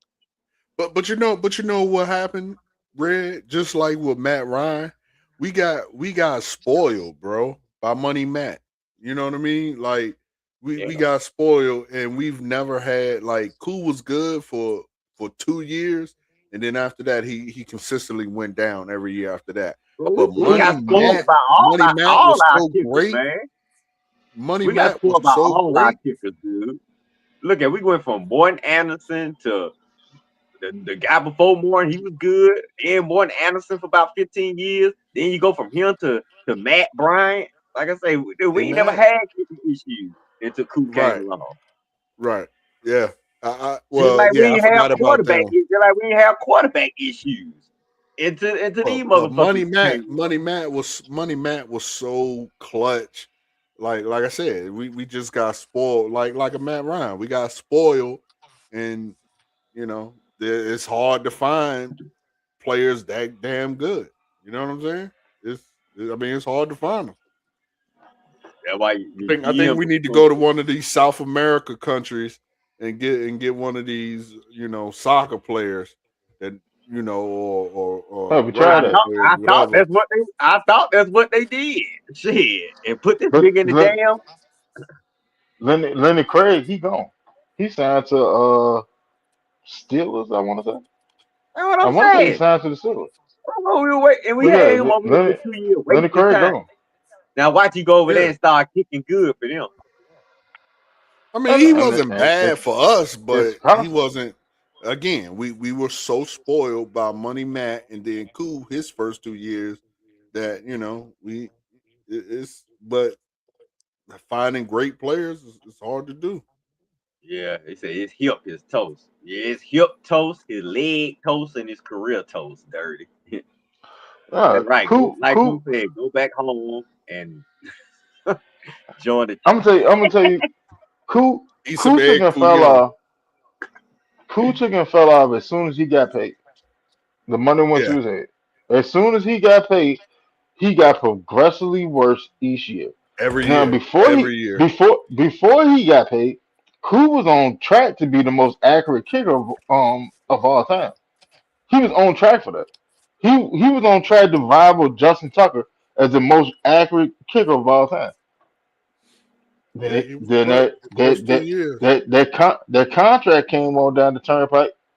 He saw that money every year afterward. Either he was hurt or he was just missing. and then the Every year dumbass he just got worse, worse, and get worse. robbed. Then like he get robbed or something right after he got paid. Or like car got broken into and they stole all this shit. They probably took it. They took all this shit. They took a whole career. And then when their car got broken into, that was your career right there. Man, They took everything you. they broke in this car, took everything, and took his damn leg in accuracy. Yeah, Yeah. they took Fuck. all that whatever. shit. Whatever. He took Hey it all. James, he must have had some steroids or something in that car, cause boy, Bro, his ass was hot. how do you kick the ground though? Did y'all see that shit? Like that Yeah, I is the seen it. He, look- funniest. he, Oh my he god. looked like he broke his big toe. I ain't gonna lie to you. That's what it Bro, the looked like. way he kicked that ground, I was like, what the Like fuck? I know that John hurt. Ain't no getting around that. I Imagine, know that hurt. imagine had he been doing what had he did that for us, boy. We would have lost our mind. What Man, if that had been a somebody would have jumped out the stands on the field trying to get man? to him. If that had been here in Atlanta and that was the game winning kick and he did that bullshit, man, you right. I don't know if John or some guy that like John was there, boy, you had to hold him back. They probably would try to get his ass. Cause that's some bullshit. We would have thought you got paid off to lose, dude, or some shit like that. Yeah, that's He wild. might he might get caught That up. shit is He might get wild. caught up in the gambling scandal. That Man, shit is wild. if I I find out don't, you got think, caught, bro. If No, you look at I it, don't, I he don't didn't think. do that shit on purpose. That No, he man was didn't. fucked up. Yeah, he I'm fucked just up. joking. I'm just joking. I don't think he was sitting there I don't throwing know game. shit. He may not I be just think joking. All these I think criminals he out here. no. To be honest, I just think he just got worse. He got paid to get out Yeah, he comfortable. trash. Yeah, he He trash. got paid. He got comfortable. And he stopped taking his craft as serious. You can see it. Yeah, hanging But out Cause you in know who like that Atlanta, when reminds? when You know who that taking reminds when me he, of? when he got paid every year afterward, his kicking percentage went down, and if you pay attention, his lineup changed like 2 to 3 times every season. He hey, You got know coach, who that progressively reminds me closer and of? closer. He got Getting closer and paid. closer to the placeholder. I'm gonna tell you why. Coach, pull up his Wikipedia page and check out his personal life. See how many girlfriends he had since he got paid. That what happened. Yeah, He I'm got with some sure. of these Atlanta girls. These Atlanta Yeah, girls fucked him up. for And sure. I was gonna say, But you know who it reminds me of? You know who else was on this team who got paid and then immediately the next year just with straight cheeks is the running back, Super Bowl running back. Devontae Freeman. Devontae Freeman. Yeah. Freeman got paid and immediately the next year was straight cheeks. That was because he But got paid right after the Super Bowl. After he Well, won the Super Bowl. Freeman took him fell off because Freeman was sitting there running like he was 250 pounds. That's why Freeman fell off. Freeman came in as what, a third round pick and was started his second year. Yeah, his second year because we hit Steven Jackson his first year. Steven Jackson would have started his first year. Freeman started his second year on through. His fourth year was Super Bowl year, and he's sitting there running like he's Steven Jackson. Running back out, boy. We just always got running backs.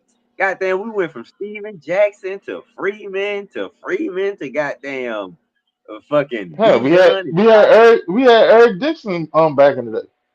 He was burnt out, but we had him. Every time the Falcons have went to the Super Bowl or had a great year, we've had a 1-2 combo punch at running back every time, which is why I think I don't know. I think Jamal Anderson and Byron Hansberry was like a 1.5 punch because Jamal had about 400 carries that season. Bobby, but they use. I do think Tyler Linderbaum is going to be like our top target in free agency. In all actuality, I think Tyler Linderbaum is going to be our top target. Well, everybody got that man name. Well, y'all really, everybody got that man name. He fit the system. I say he a free agent. I have no idea who he is. I don't pay attention. Tyler Linderbaum is the center for the Baltimore Ravens. He about like what 6'3", like 330, 320, something like that. He's a bigger center, right? We definitely need to get rid of Newsom. That's for sure. Yeah, Newsom is serviceable. He's decent. He's decent in the scheme that we were running. But with the new blocking scheme that we bringing in, it's not gonna work for him because he's gonna get washed. We running gap. And blending in by his own every once in a while. But predominantly we're gonna run gap on blocking scheme. So you need bigger alignment because you're going head up. I will say this: he did the only thing I will give him kudos, credit, big ups for is he didn't like do a lot of dropping the balls, false snaps. You know what I'm saying? Like he took care of snapping it, but he's pretty good at snapping that ball. Outside of that, he needs to be practice squad. Like I'm not a fan of him whatsoever. And we need a new center. Just the whole totality of the offensive line and the atmosphere of the offensive line is finna shift. It's finna shift. Can't really hear you, James. Say that again. I said the whole offensive line is finna shift. The atmosphere is finna shift. It's finna be a physicality present within this offensive line. So if you look at the whole scheme of things, Newsom gonna have to get right. Even Lindstrom gonna have to get right, and even Bergeron and Jake Matthews, to be honest with you, because for the simple fact it is, Mr. Callahan is gonna be more physical than finesse. Ow. Yeah, I think it's time. I think it's time. Y'all are not gonna like it, but I think it's time to let him go, man. He is starting to lose a step. He had more penalties last year than he's ever had in his career. And I mean, he's 14 years in, 12 years in. Matthews. Yeah. Matthews Yeah, Oh ain't Matt. going yeah, You nowhere. know, man. Matthews ain't hey, going I'm nowhere. not saying he's not a great player. He's Mr. I'm Reliable. not He's I'm great not for us. saying it because of But that. I'm just saying because he yeah, just yeah, I signed know. the extension. He just signed the extension. He ain't going nowhere. No, Yeah, but I'm gonna be honest with you. he So needs like, to though. To me, he's like Grady Jarrett. Well, Like coach, he's great. he ain't got long. He ain't Gotta got move long on. for here because Stefanski. One thing like I said in my post, Stefanski gonna get his offensive line and defensive line. In the next 2 or 3 years, Falcon might have one of the biggest and offensive defensive lines in the NFL. damn right. Yeah, Like Yeah. it's yeah, time to yeah. get. It's time to let Jay You go. yeah. He's a great With, with, Falcon. with, It's time to let him go. with the defensive line, you already halfway there. You already halfway there. All you in all Ashwell on defensive line, all we need is a big nose tackle. You got Zach Harrison coming back, and Zach Harrison Coach, like 290 coach, something you as coach, an you trying end. to play nose tackle? Well, Get I your big mean, ass out there on the It field. depends on what you running on Now, defense. I mean, now depends on what offense, you running on now defense. If you're running Bergeron, nose a tackle. gap scheme would be perfect on Bergeron. You got to think about it, Bergeron like 350. He ain't small by far. Bergeron is big, massive. Caleb McGurk, same thing with him. Caleb like 340, 330, 340. That's why you go get a big center to help nurse him out with what he doing. I mean, So, man, I don't know. I don't know, y'all Michigan. keep going. I'm not sold on a nose tackle because on a nose tackle, what you gonna go 4'6", 52? Like I'm good with the 4'3". I don't really, in my opinion, I don't with our defense the way we got right now. I don't want no nose tackle. Use that pick and go ahead and give me a cornerback because I mean, for a nose tackle, you either gonna run, like I said, 52, 46. You know what I'm saying? Nah, hell no. Or 3-4. And yeah, 3-4 ain't where it's at with this team. Not with our currently constructed defense. Well, I think we're a little divided on the first pick. And number one ain't even gonna be on the first day. So Well, not even the it probably first pick. I mean, just period. Just yeah, the period. second. Well, a lot of folks like I think some folks want a cornerback first, and some folks, but a lot of folks, if you think about Stefanski and how he thinks, he's probably gonna go pick a lineman first, an offensive lineman or a defensive lineman. Because see, And that's I'm how he cool with thinks. that. And I'm that's fine. cool 'Cause with if you that. think about Cleveland, it's tenure in Cleveland, man. Even though they had injuries this year, man, his offensive line and defensive line was always stacked. That's why Myles Garrett was always eating like he was eating because them other three guys were solid. And that offensive line, they was solid. They was all Cleveland always had a good offensive lineman. Hell, how many Hall of Fame? All that Joe Thomas that went in the offensive line playing great offensive line for that team for over a decade. So if and then look who we got as GM, Ian Cunningham. He was raised on teams that know how to find offensive linemen. Baltimore, great physical offensive defensive lines. Philadelphia, shit, one of the best offensive defensive lines. So Ian Uh, Cunningham, we getting a well, guy. Ian But his Cunningham, Ian Cunningham is the offensive lineman. Oh yeah, that's right. See, that's what I'm He's an saying. offensive lineman. He played at UVA.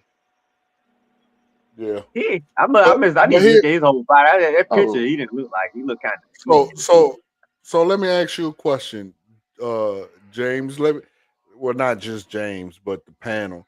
Yeah, but I know James on the Oh, fuck defense side of James, the his ball as picture well. too big. Um, I mean, with our presently because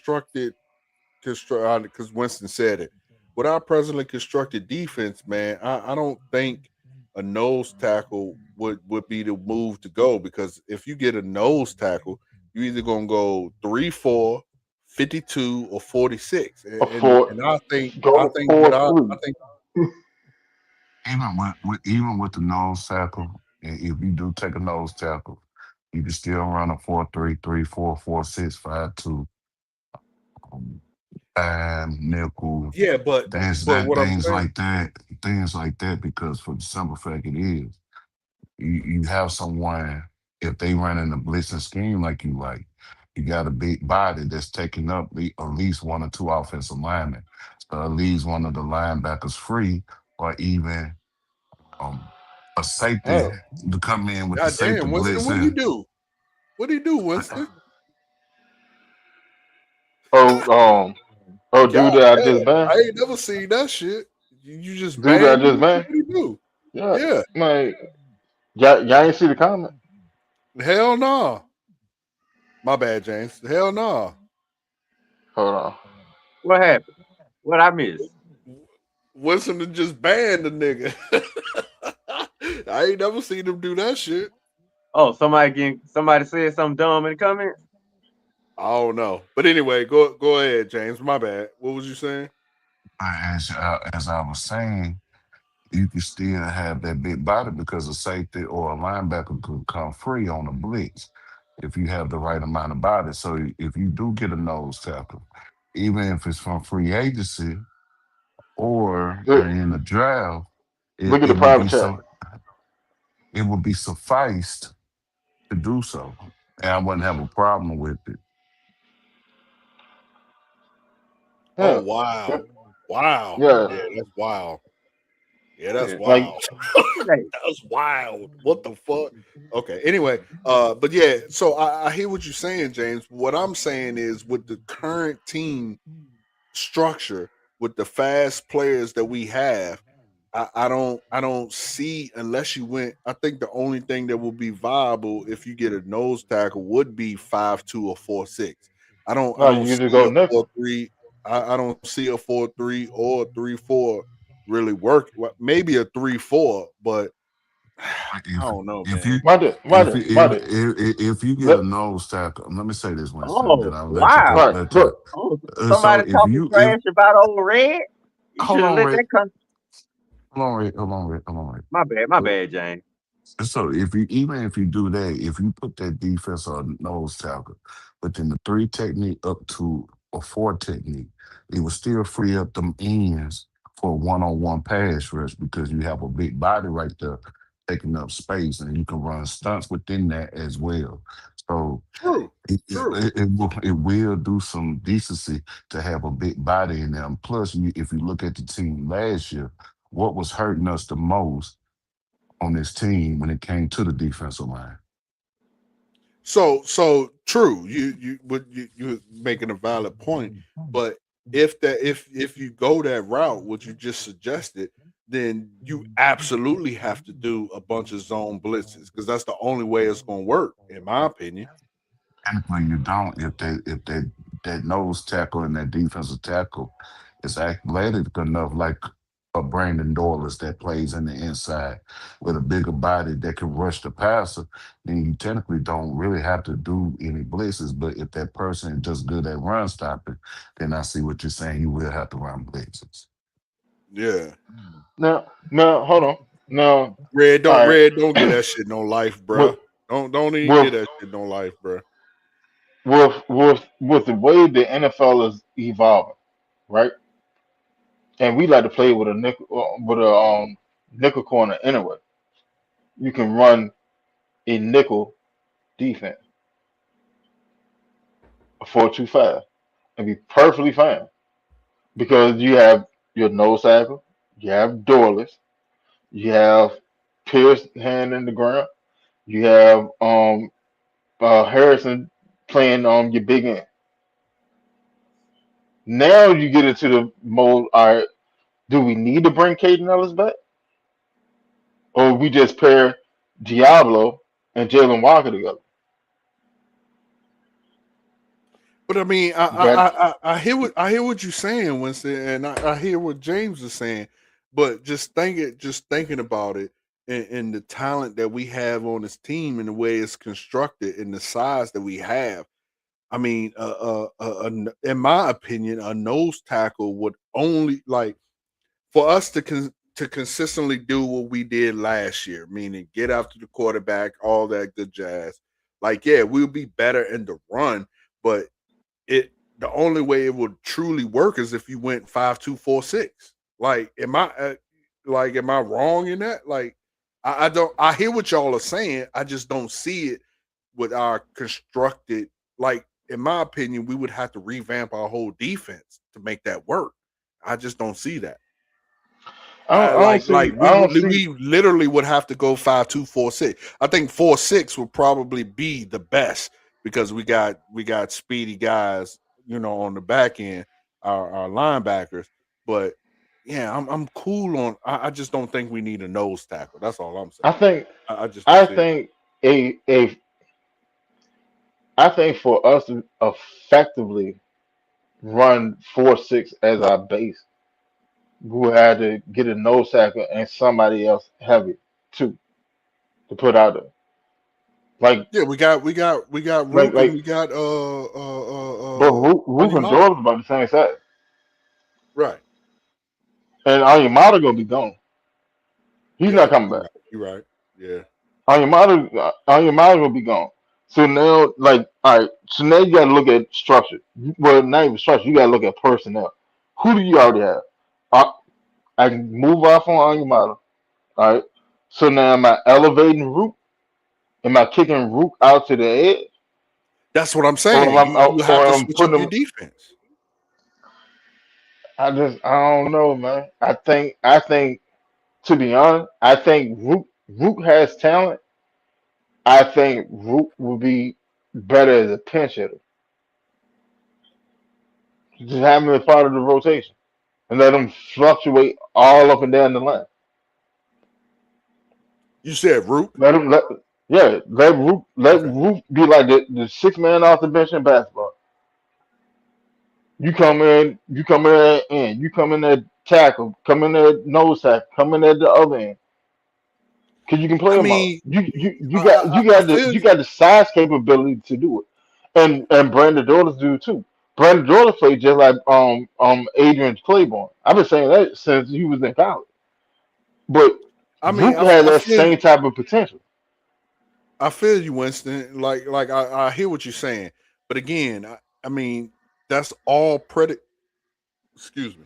That's that's all predicated on, in my opinion, if we do zone blitzes. Like I just don't see that working in what I seen last year. Um, you know what I mean? Like I don't know, man. I don't know. It could work, but I think that's just doing. I think that's trying to reinvent the wheel. To be honest, you know what I'm saying? Like we're good where we are. Don't get a nose tackle. Get a better cornerback so that Hughes don't touch the field unless somebody hurt. You feel what I'm saying? Nah, Or because at the same time, you gotta look at it. All right. When the defense fell off and we went on our losing streak, it because what? Diablo got hurt. true. And Now, then we stopped. It now, wasn't just that. We stopped blitzing too. We stopped blitzing. now That was a you huge can't part. you can't blitz the same way because you don't have a Diablo sitting there covering Right. behind Right. them, I right? got you. I And got you. and and Diablo was blitzing too. Now, if you have a massive nose tackle there, if you have a nose tackle right there doing what he's supposed to be doing, a JD Bertrand will become serviceable in that type of defense. If JD just get washed because he can't get off blocks because he's stubby as shit. That's his issue. He got linebacker size and all that shit. He just got stubby ass arm. He's going to get washed. If somebody engages on JD, his ass getting washed to the sideline. That's a lock. He's not shedding the block. But if I got this big nasty ugly in front of him, and all he gotta do is read and react and go fill a hole. Now you got an entirely different player sitting behind that defensive line from the I mean, yeah. versatility and the possibilities of what you're able to do when you have a legitimate nose tackle instead of a 300-pound defensive tackle masquerading as a nose tackle. I mean, Entirely I different. hear you. I hear you, but again, I think if we go the nose tackle route, like you said, and I know a couple people in the chat have said it. You either go a 3-4 or you go 4-3 over and under. Like I just don't. I don't see it really working with our talent. Yes, we could shift people around, but I, who's to say that will work? You feel what I'm saying? Like I don't know. I like where we are right now. I think we need to stay where we are. Don't worry about a nose tackle. It sounds good, but you really you would really, in my opinion, need to retool the whole defense to do that, because right now we have a lot of speedy guys, and I think the best for that would be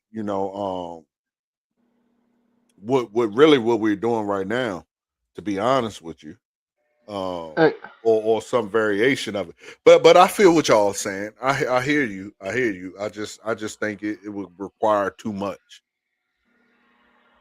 hold on, because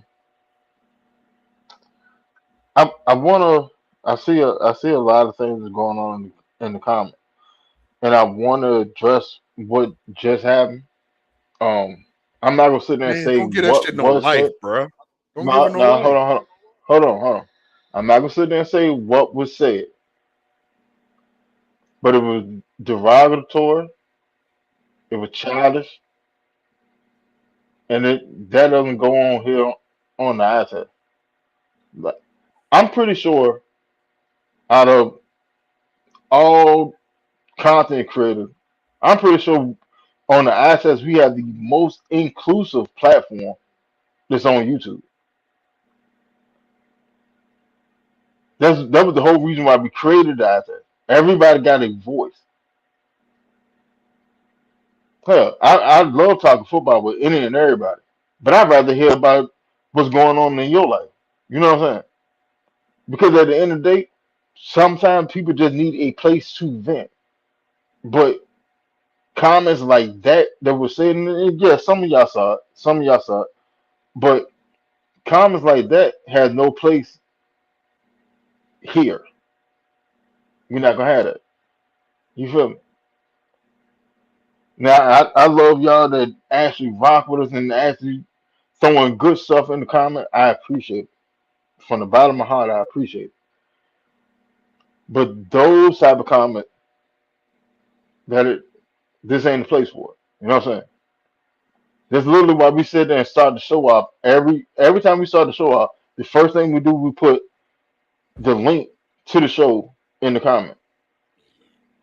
So any and everybody that want to come on here, talk football, or talk about whatever's going on in their life, here's a place for it.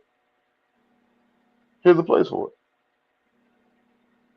I know what it's like to be silenced, or you want to be able to say something and you can't say how you say what you want to say, how you want to say it. This is the spot for it. Can I Y'all, the only if yeah, go ahead. don't the only thing I need you to be silent on is that LeBron James is the GOAT. Trying to go, bro. Man, yeah, I feel what you're saying, man, but don't get that shit no life. But No, I ain't giving it no life because that's why I ain't entertained with the comment. As soon as I saw it, I got it up out there. You know what I'm saying? I'm not giving that life, but I know some people in the comment section in the chat saw it before I could get rid of it. I got You you. know what I'm saying? But yeah, we can keep this train rolling though.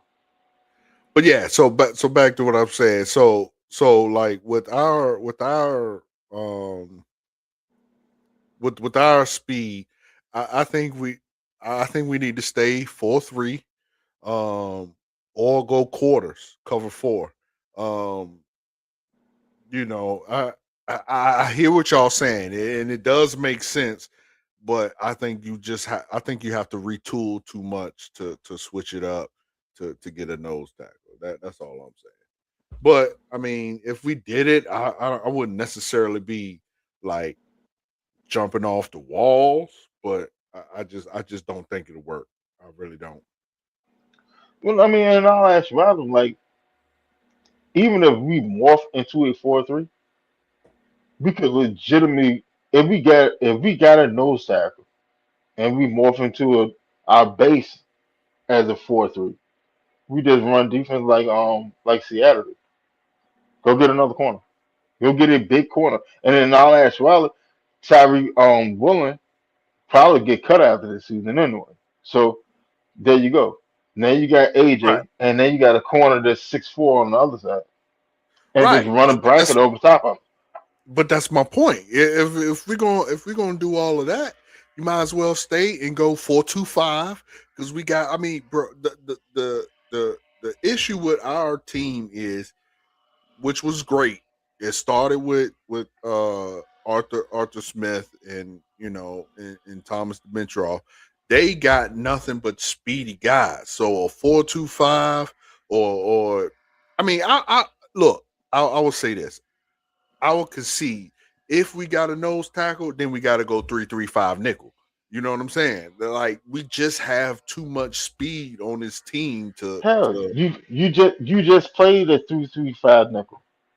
That was pretty much our base defense last year. Yeah, I don't remember seeing that. I'm gonna have to go back and look. Shit. I don't Go remember look seeing at that. it. I remember seeing 4-3. No, we ran 3-3-5 nickel until Zach Harrison got hurt, and when Zach Harrison got hurt, that's when we started going to the 4-3. Oh. But at the beginning of the season, it was Onyemata, Dorless, and Zach Harrison. But you feel what I'm saying though? Like think about we got JPJ. Like you got to unleash them guys. I think the best thing. I think the absolute best thing would be to run a 4-6. Well, excuse me. I think the absolute best thing would be a 4-3 over and under. If you're gonna get a nose tackle, but if you don't get a nose tackle, I mean, I think you just stay 4-3 with quarters, cover 4. Like that right there would blanket the entire field, and we have guys who are so fast that quarterbacks are not going to go through their progression. Like that is a recipe for interceptions. I will concede though that we got to replace Hughes. We have to get a better cornerback to run that effectively if we don't blitz. But if we're just going to run, like base, not really blitzing, yeah, quarters, cover 4 or cover 2. That is what a 4-3 or the 4-3 base is, in my opinion, the absolute best route we can go with this defense. And I'm sorry to the chat. I know y'all may not know what we're saying, but yeah, I can go all day on defense.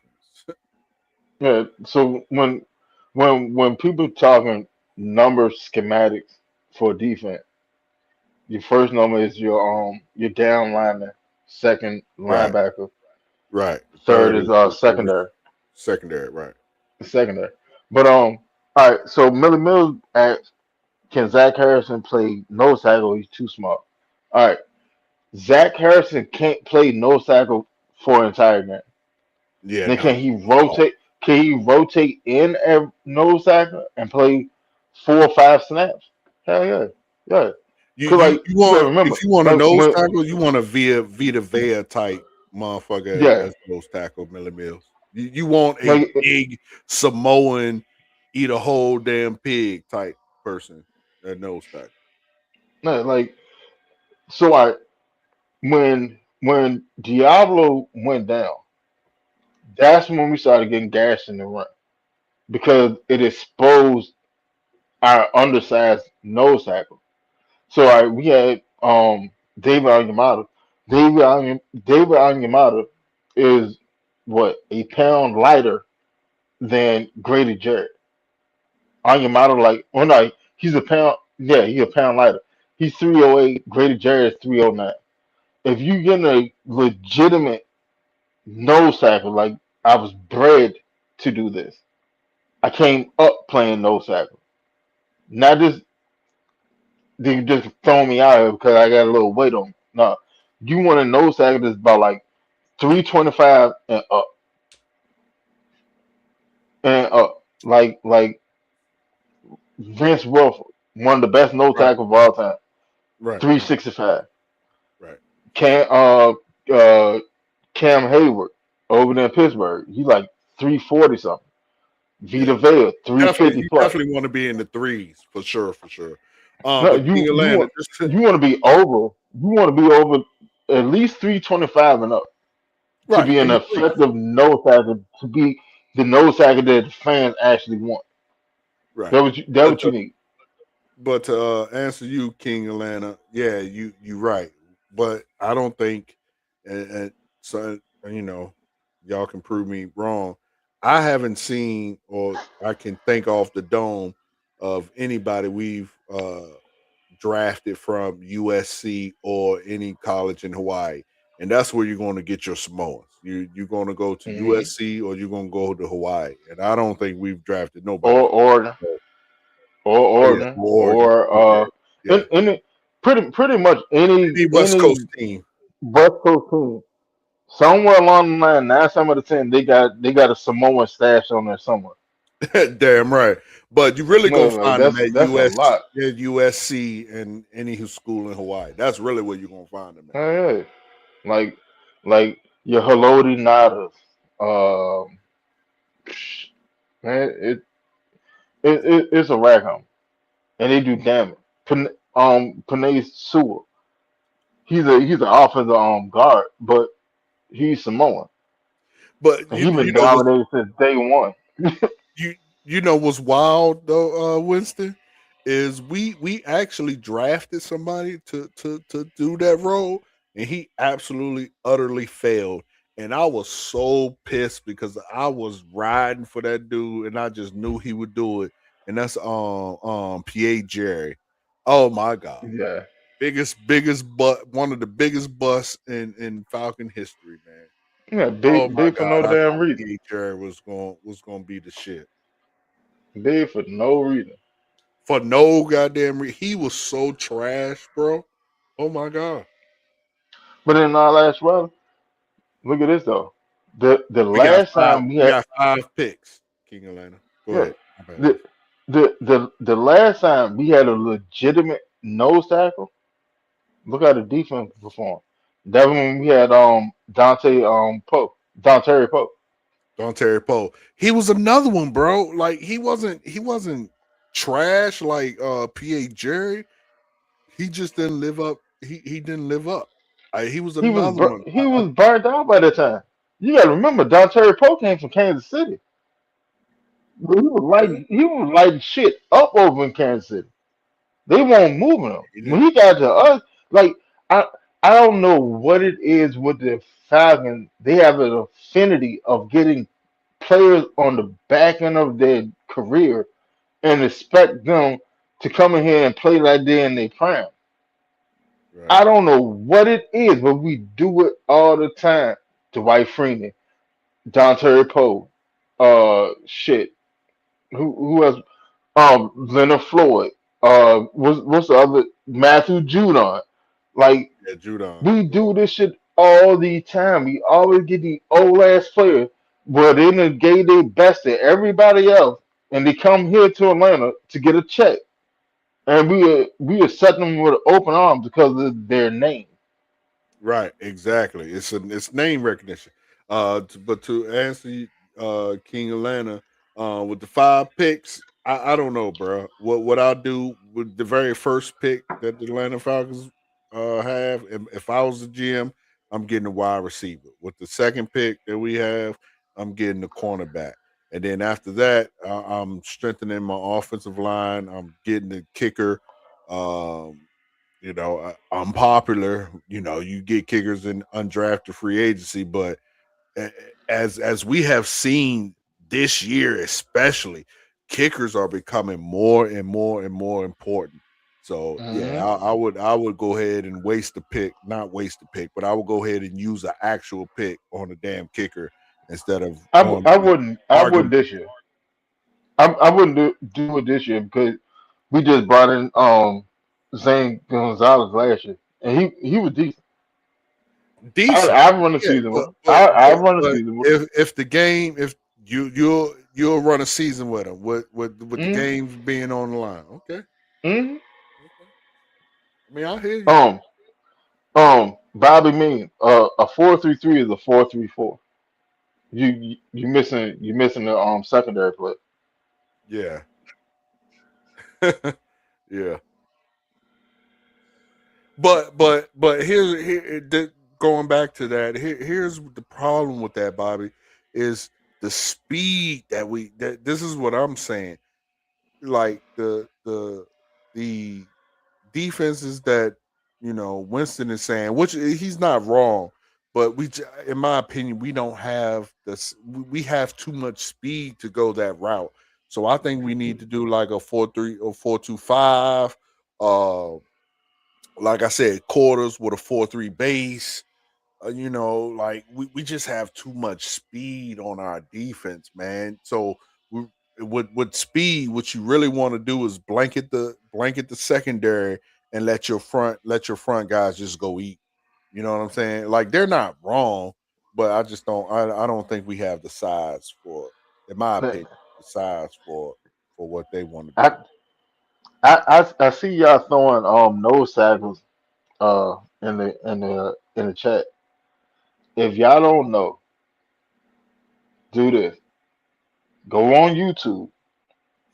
Go look up Lee Hunter from Texas Tech. Oh my Go look God. up I knew Lee you didn't Hunter say that. from Texas Tech. Hey, me personally, that's who I would pick in the second round. I'm not Well, gonna lie to you. as someone who was a Texas fan, hail to the motherfucking no. Yeah, that's because I give that's it. just your bias. That's your Yeah, bias. that's But for that man sure. is a player. No Texas That Tech, motherfucker is no a player. Oklahoma. Man, shit, you shit me. Like Lee Hunter, like 6'5", like 330 something, but fast as hell. He can stop the run, or you can blitz him, and you gonna get penetration from the defensive line. However you like, he is a complete player. Him and Eccles for Ole Miss. Those be my two targets in the second round. Hey, D. Mitch, there is nothing good in Texas Tech. Fuck Texas Tech. Fuck Oklahoma. Hell no. He's a habitual hater of Texas Tech because he's a Texas fan. So take that with a grain of salt. Hell no. Fuck everything that come out of Texas Tech and Oklahoma. Hell to the no. But yeah, I get what y'all saying. Yeah, but as Winston said, for me, hell no. Hold on, who's Nazi Stackhouse? Who he play for? What position? Yeah, they saying some names. I don't know none of these people. I Man, guess I need to pay motherfucker been more doing. attention to just my They've been teams. yeah, they've been doing their homework. I love that. But yeah, Bible. What position? What team? And you know what I'm saying? Position the team. What's his measurable? I'm starting to get like it's crazy I'm about to say this. I'm starting to get like John, man. Our defensive tackles need to have a vowel at the end of their name. And if y'all talk about nose tackles, they definitely got to have a vowel at the end of their name. For sure, for Yeah, sure. get get John Franklin in here. Get him in, and we probably be able to get him in for the low. Three dirty. If y'all mention one more damn Texas Tech person, my head gonna explode. We're mentioning them hoes. Not really, but I just can't see. I can't see myself cheering for a Texas Tech person. I really can't. God damn. Oh, I mean, shit. He young. What? He youngish. You know what I'm saying? Like yeah. Who's as a y'all? as, Who's y'all? Who's as a y'all's biggest rotational rival? piece, I get Winston. him. Who's y'all's biggest rival? Well, it's supposed to be USC, but they State, ass. right? Nah, State, right? Hell no. Man, ain't nobody worry about Oregon State. Fuck no. Oh, okay. It's supposed to be USC, but USC is ass. Okay. So Could you see? Well, I definitely could see myself cheering for a USC person, but I'm not an Oregon fan. Well, I like Oregon, but I'm just not. That's not my squad. But could when it comes to my NFL team, I have no prejudice over talent. I don't give a damn Hell, what college you play for. If you talented and you can help my NFL team, I don't give a fuck what you did in college. Because once you I, leave from college and go to the league, college is behind you. What you I do for my absolutely, Falcons? I absolutely love my Falcons. There is no way in hell I am cheering for a Tech or especially OU. Oh my god! Oh, I would literally throw up in my mouth if I. Hell no. OU, hell no, hell no, In hell no. person, like That's like me being a Duke fan. Well, no, that's different because I don't have a NBA team. they do. They're just No, I sorry as don't. shit. No, I don't. I don't have an NBA team. I have a favorite player. I don't have an NBA team. and he plays for an NBA team, so that's your team. Right, but I don't care who else is on the team. Really, I like him, but Well, yeah, no. you can't like him that much if you don't care about who else on the team. Because who else is on the team gonna help him succeed. True, true. But what I'm saying is, I wouldn't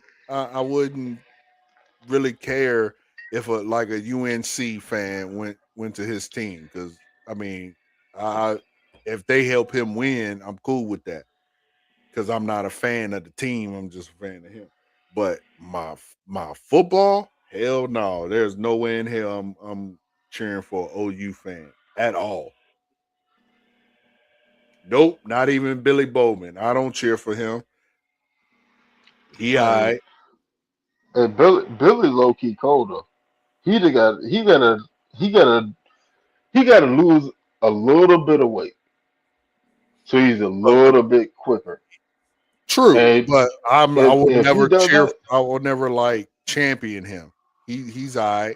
In my eyes, he will always be I. Even if he was like the defensive what player of that the year, coach? he I. Yeah, the man said, "Don't be like that, coach." Y'all have to understand my hatred for OU is through the roof. Hell no. That's So that's you got that, that's the you got you same got level as my hatred for the Aints. No, you no. got you gotta learn how to compartmentalize.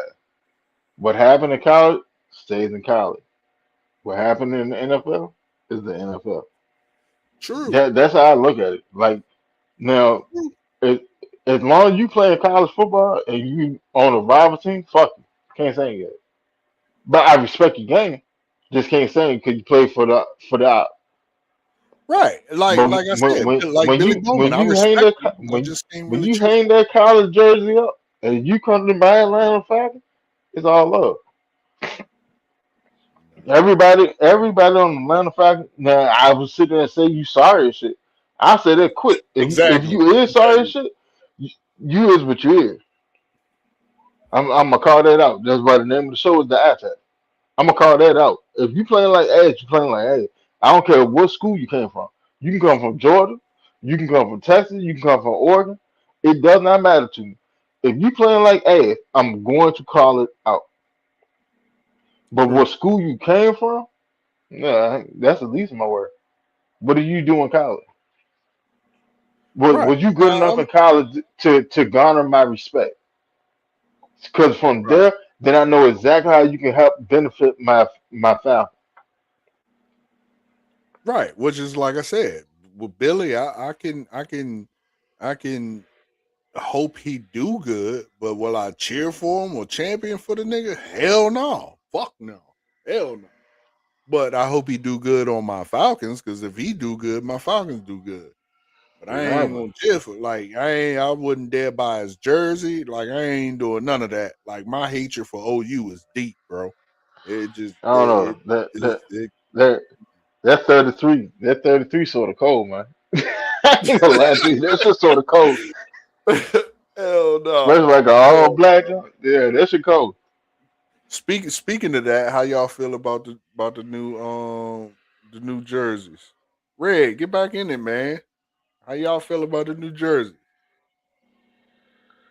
I mean, we ain't seen them yet, but how y'all feel about us changing the jerseys? Shit, man. As long as we get back more towards our throwback shit, I'm all for it. You mean with the gray pants? I hate it. Everyone loves that jersey. I hated that, bro. I did not. I was not a fan of the gray pants, bro. Shit, why not? I've never liked that, bro. I think the Falcons need to finally embrace the red, bro. Like like Like like like the that the color coldest. rush, all red That shit color was rush funky. is hard. Yeah, Yes, that bro. shit is funky. Yes. And Yes. I said it a couple of weeks ago. Like that color rush junk is funky. Like, but Red helmet. the hardest combination that we have is the black on black with the black sock with the red helmet. Either the black sock or the goddamn the black, white, and red sock. Nah, the black, white, and red sock with the all black uniform, and then the red helmet. That is the hardest combination we got. And I'm Nah, an bro. Oregon I mean, I feel you, but I feel you, bro. But that all red color rush is fire, dog. That shit is fire. Red helmet, red jersey, red pants. Oh my god! Like the Falcons need to embrace the red. Like it's been too much of the black and white. Like fuck all that. With hell no. Embrace the red. Embrace the true color fan. of the Falcons, man. I And Miller I'm Mills, with man. that. Let let let that man jump for a pass. That motherfucker stomach be sitting on his back. Sure as shit. Somebody gonna light his ass up. 16 as a wide receiver? 10. God God. almighty. Nah, bro. You ain't even gotta do that. Just throw the ball up. That nigga going I mean, if he good, he gonna just go get like who the fuck Yeah, gonna stop him? and when he jump, and you give me all this torso to hit, sure as shit. Yeah, all right. Don't worry about it. I'ma light your ass up. I Hey promise you. King. Hey King, and that's funny that you say that because I'm from, not to go into, that type of territory, but I'm from growing up, I was from a different side of the track. So for me to say that lets you know how hard I think that shit is because I actually hate that color. But yeah, that is fire. But no, Winston, yeah, shit, 6'10", bro. Toss it up in You the see, corner of the end zone, let him get it. Billy was a safety. He was a safety in college. He wasn't a linebacker. See what I'm saying? So like when he came to the league, he still got safety weight on him. And that's why if I put it to you like that, excuse me, anything intermediate, he's good on.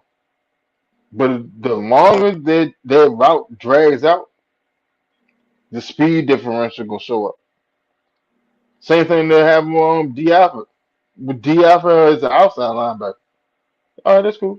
Yeah, go and sit your ass out there. I'm gonna sit, hot route, go over the field. The I'm gonna make you play deep. I mean, he's serviceable, but I just hate seeing him on the field. But he ain't as bad as Hughes and Bertrand, though. Oh my god, No, man, he D Alpha Hughes. nice as a nickel corner. He's Like, did you nice. just say nice, He's nice. bro? Go look at his first year, then go look at last year. The only time D Alpha looked like shit as a In the nickel zone, corner was in the zone, he good. as a Man, nickel corner. The man. The only time he looked like shit as a good. nickel corner was when we had Jimmy Lake as the defensive coordinator. That was his second year here. So look at year one, he was a dog. Look at year two, Jimmy Lake ass, but the entire defense looked like ass. Go to year three, when he got back to nickel corner, look what he did. Like, come on, bro. Yeah, trash. For, I, for like in zone, okay. But man, every time I've seen him in man, he's got absolutely torched every time. you crazy. Every time. I don't remember his first year, but the last 2 years, His yeah, first year, he was a damn dog, yeah. I a don't remember his first year. legitimate I just remember the dog. last. That was his first year. His first year was Ryan Nielsen years as a DC. He was a dog. Then Jimmy Lay came in, had everybody playing out of position. Everybody looked like shit. The only person that had a decent season was Jesse Bates. Everybody looked like shit. And AJ looked good. But I mean AJ is AJ. Outside of that, the other 9 people on defense was ass. Yeah. And Caden Uh, Ellis. Caden Ellis had like 153 tackles that year, look, which you don't want from Caden Ellis. check out that last comment, Savannah. Yeah, I said the same thing. Like he's young and he got torched a lot this past year, but I see the potential in him. And he's, I mean, if you're gonna have, if you're gonna have the same outcome with a vet like a Hughes that you will with a rookie, with a young inexperienced player, then I'd rather go with the young experienced player because he can get better. The vet it's already set. He He is tried. what he is. Yeah, he tried. Yeah, he is. And once you've been in the league that many years, you're not gonna make another jump. At that point, you are who you are. If anything, you're gonna go down. Right, right, right. Like yeah. But again, that and the people like, bro, what are you talking about? Like he made our defense yada yada yada. But you got to understand, I look at defense so different than the average fan or the average, content creator. Like I just look at it different. And the fact that you kept putting Hughes out there instead of Kobe, he finally put Kobe out there towards the end of the year. Like I think the last 3 or 4 games, Kobe was out there and Hughes wasn't. But Yeah, he god was damn, sorry. bro. Like, bro, like what the fuck? Like, bro, that one game, I don't remember what it was, but they distinctively went at Hughes every single time. Like, how do you keep that nigga out That there? that wasn't Hugh. That wasn't Hugh. That was Natron Brooke. They went at it at Right, five right, plays. It right, was, it was 5 plays back to back to back to back. Then when Hughes right. first got hurt, You right, it, right, it right. red. Yeah. Hey man, Yeah, the you been people asking quiet, bro. about you, You man. good? Look at Yeah, the comment, man. I'm just listening to y'all. Oh man, cool. What do you think About what? about life, brother? About life. Nothing. Just listening to y'all talk football, man.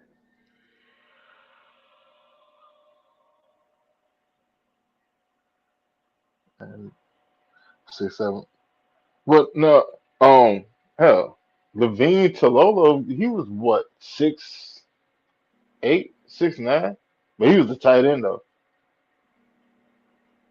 But he wasn't no dog. But I mean, Another player for the he was Falcons serviceable. that I was hoping was gonna be something, man. Oh, I just knew Tololo was gonna be that guy. God damn.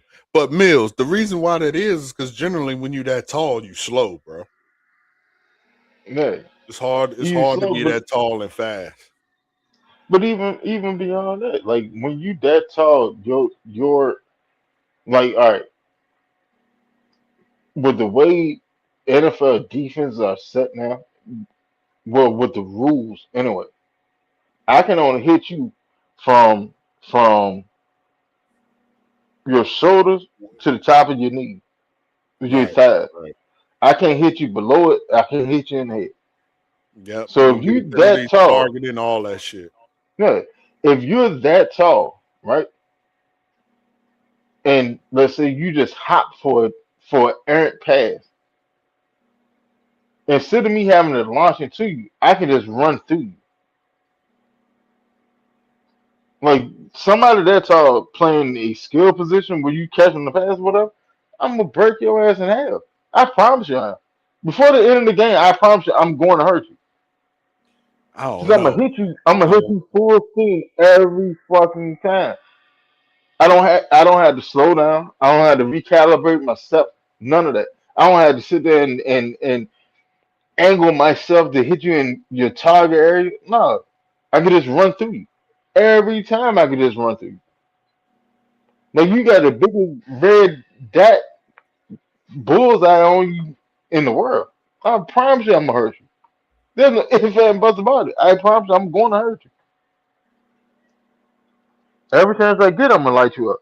Shoulder straight in your solar plexus, either in your solar plexus or in your gut.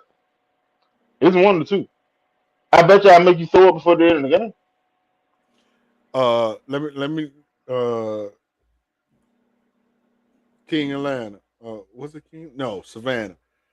I understand y'all from Georgia, so y'all want all one Georgia players, but no. If we get any wide receiver, it needs to be Wingo for sure, for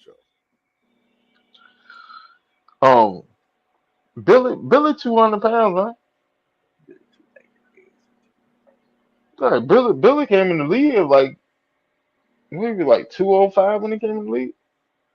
He ain't he. I put it to you like that. So all right, uh, Jesse Bates is about 205, maybe 210, maybe 210. Hell, and comparison, James Pierce ain't number 245. Billy Bowman ain't. He is not. Secondary wise, Billy Bowman like at least in the top Jesse four Bates weight 210. wise. Jesse Bates Jesse 210, Bates, by the way. he 210. All right, so Billy Bowman like 200, 205. 'Cause I Yeah, know when he got measured at the combine, he was like two. I want to say he was like 202. but that's my And point. usually We motherfucker so put on light weight. and fast. We're so light and fast. That's why, again, I think we need to whatever we run, five should be the secondary because we're just too fast. We can blanket a whole damn field and let our front guys go eat. Like in comparison, like AJ Terrell, he like 190. Like real shit. AJ like 190. Nothing. G Alfred is 200 pounds too. And Mike Hughes like 202. Jimmy Lake in the trash can. That where you at? so, he's so he's a defensive assistant for the Rams. I want to say. Yeah, he went back to the Rams after we cut him, but he should be in the trash can. and you know what's crazy? How do people leave the Falcons and get actual jobs, bro? Like Arthur I Smith don't got a know. job. Dan Quinn, I could see him getting a job. But Arthur Smith got a job, and fucking Zach Robinson got a job, Huh. bro. Wow. But I'm gonna tell you exactly why, and it's gonna hurt a lot of Falcon fans' heart. But I'm just being objective, calling it how I see it. In all actuality, in the NFL hemisphere, the organization and the Atlanta Falcon team is looked at on par. Well, I ain't gonna say on par, but ain't too far off of it. The same way they look at the Cleveland Browns and shit. Oh yeah. Oh for sure. Yeah, we're poverty They level literally look at us like that.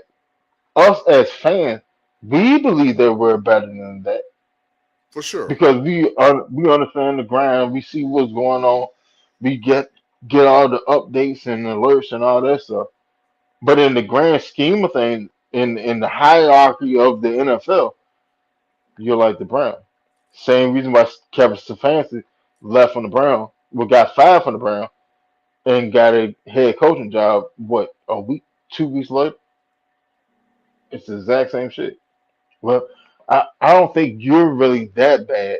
I think it's just the organization that was holding you back. That's what it is. So, I mean, I hate to say it like that, but that's what it is, though. It's like the Jets. Look at the Jets. Look at Robert Saleh. Robert Saleh was the head coach.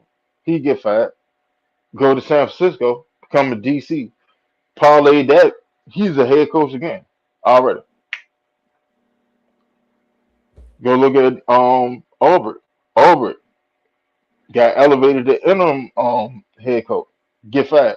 Come to Atlanta. Got a job. Now he's one of the most sought after coaches. But we were declining other teams from interviewing.